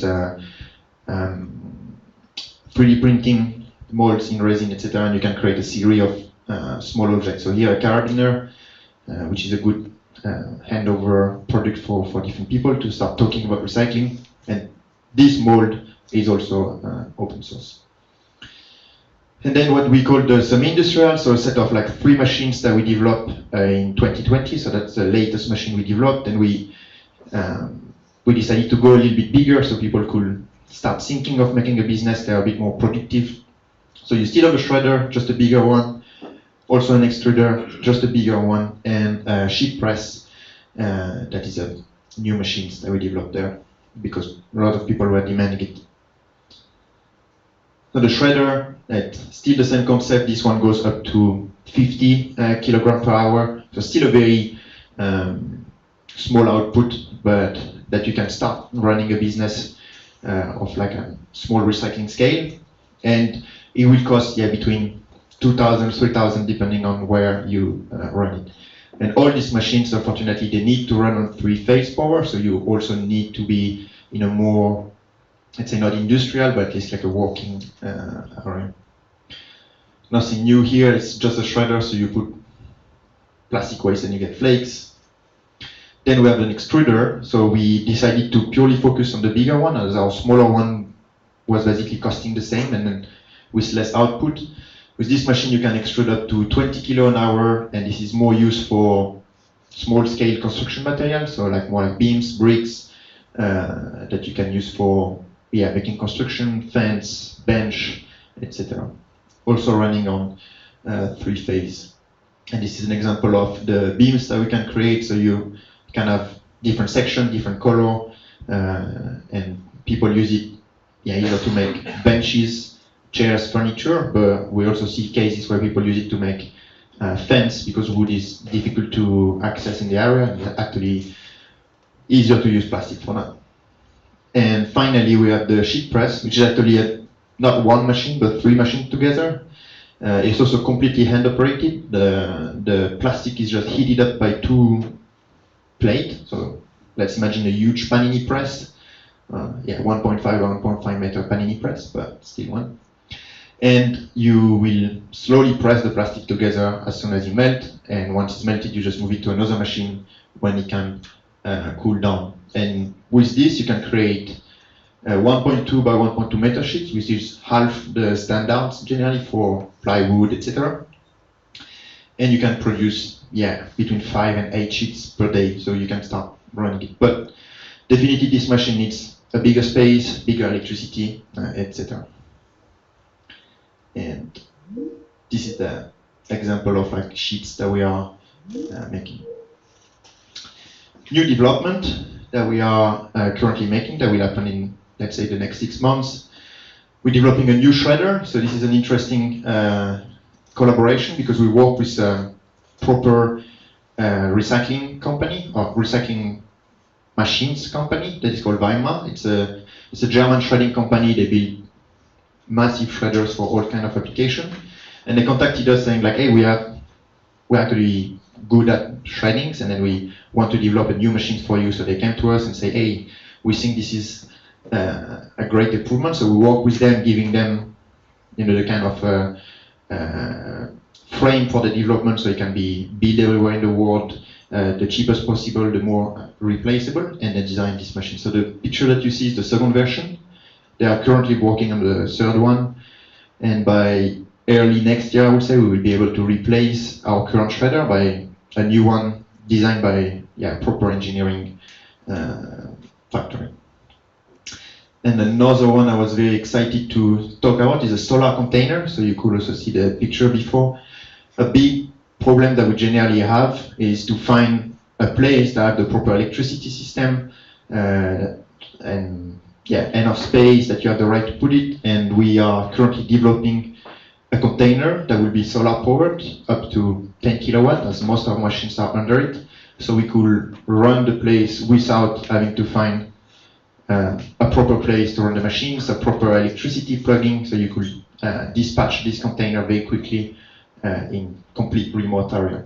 So this one, we're gonna start it next year, and we're gonna deploy the first container in Nigeria, probably in autumn 2023, and then it's gonna be open source, a few months after that, once you get the feedback. And finally, talking about open source, as we say, everything we do is open source. That means all our drawings, they are accessible for free, they are free to replicate and to change and to adapt, etc. to your need. People say like, it's a bit weird to do that if you also want to sustain yourself, but our initial idea was to just deliver a solution to people that they can use and replicate.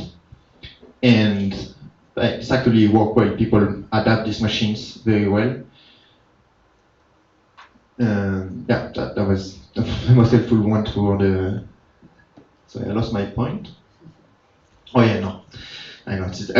I had also some questions about sustainability of the company, how we do to continue this development, etc. How the money is coming from, and we actually build also workspaces. We install them, and then of course we get paid for this job, and then we use this profit that we generate from the installation jobs to continue the open source development. And through open source, you can also see it as a marketing tool, because you are the one open sourcing it, you are the first one doing it, and then people know you because you're just the one talking about it. So we didn't do it for that, but looking at it afterwards, it's actually also a great marketing tool that will encourage a lot of people to do it, just because it helps a lot of people talking about you, which is useful. So I hope I didn't take too long, and maybe I could show you like a video of a project where we actually install the machine in a specific environment. When you think of going to the desert, you picture sand, lots of it. You picture cactuses and camels, occasionally a dead tree. What you probably don't expect is trash, and lots of it. Want to find out why waste is being dumped and burned in the Sahara Desert? How a bunch of goofballs, like ourselves, turn this empty space into a plastic recycling facility? How we make this, out of this, and how we empower the local people to do so, well, stick around for this one.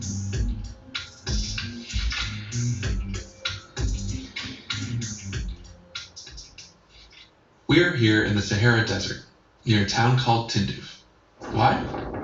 Good question. Well, some pretty intense stuff has been going on here since 1973. Stuff you've probably never heard about. At least, we didn't. Not until we answered the United Nations call for helping with the plastic waste problem in the area.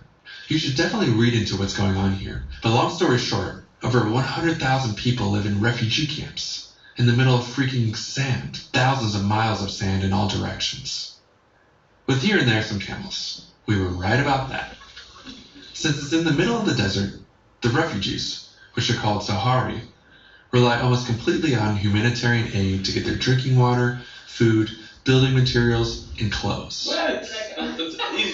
This comes with a lot of waste.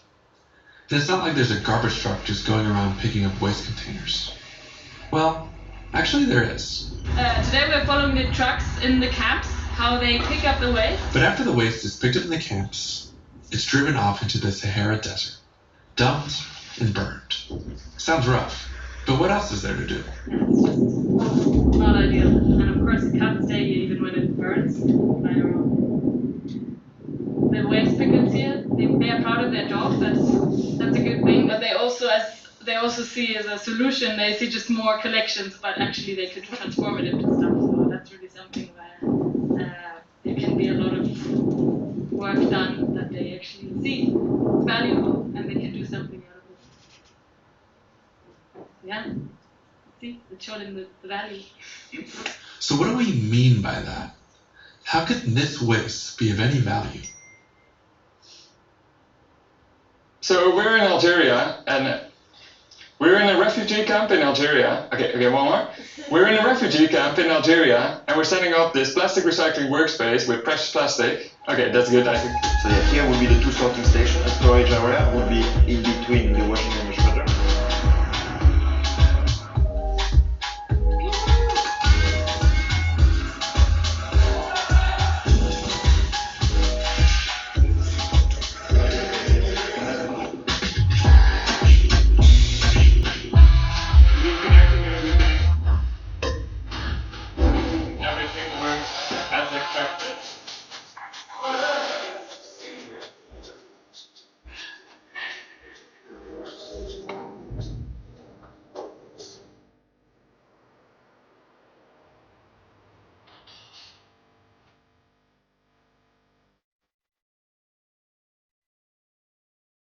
We just want to give you an introduction of what precious plastic is. After a long week of setting up the workspace, we were ready to start teaching and working with the locals, recycling plastic into new products. Now, with all these machines, you can create a lot of things with plastic.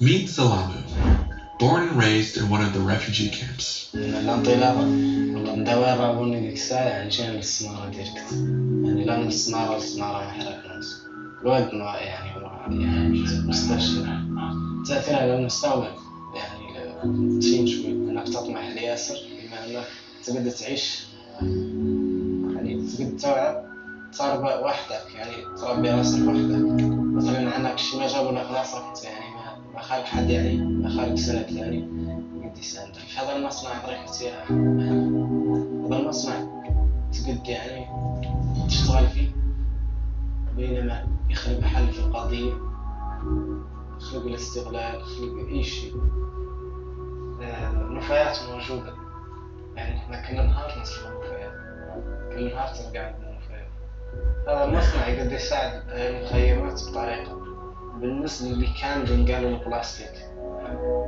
خاصة عند الحاويات خاصة باش دي طريقة هذا المصنع يعني أكيد يعني معمول أنا اللي يساعد في يعني هذيك هي تقريبا ذاك هو الحافز الرسمي أصلا الحافز الرسمي هو أنك تساعد الناس باش ما يضرر البلاستيك. Now you know why we do this. Maybe it's time to show you how we do this. Remember that truck going around? Well, instead of dumping the waste here, you can dump it here. The team then sorts the plastic into types of plastic. Then they do some more sorting, and then they throw it into this scary looking thing which compresses it into a bale, which you can sell for roughly 10 euros. Or, after sorting, they shred the plastic into tiny pieces that are then easier to store and work with.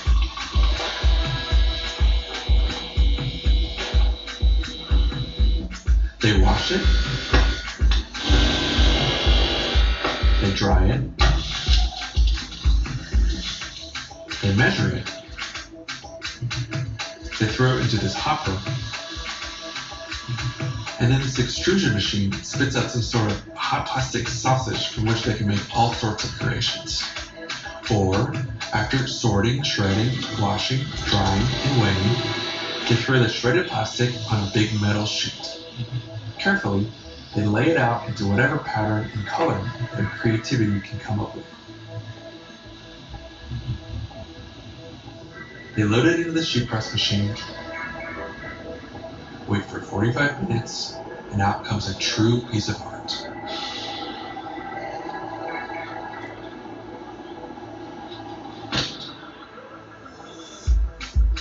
And if that wasn't cool enough, they actually use these beautiful looking sheets to make furniture. We found this school bench in a school, and it was broken, and we were replacing the wood that was also broken by like plastic sheets and plastic leaves. Really, it's just one example of the endless possibilities from which they can now recycle plastic waste into new products.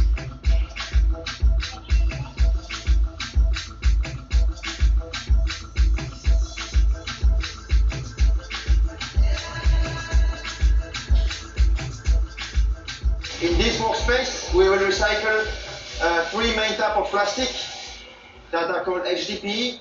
Realistically, it will take time for Salamu, his family, and all the other refugees to be able to go back to their homes.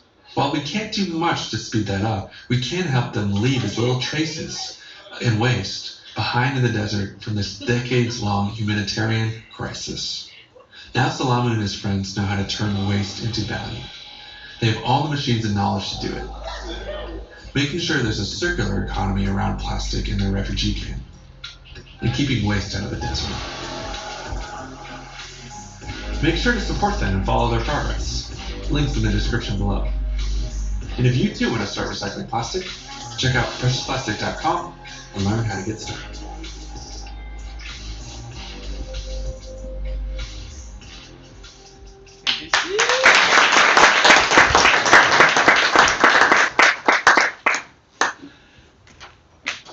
Now, let's do the case thing. Thank you very much, Jan. So hopefully, through the day, you've had you've learned some new stuff, and maybe you've picked up a bit of inspiration through your countless cups of coffee and all of the new insights on the field. So we're going to present you with a case to solve.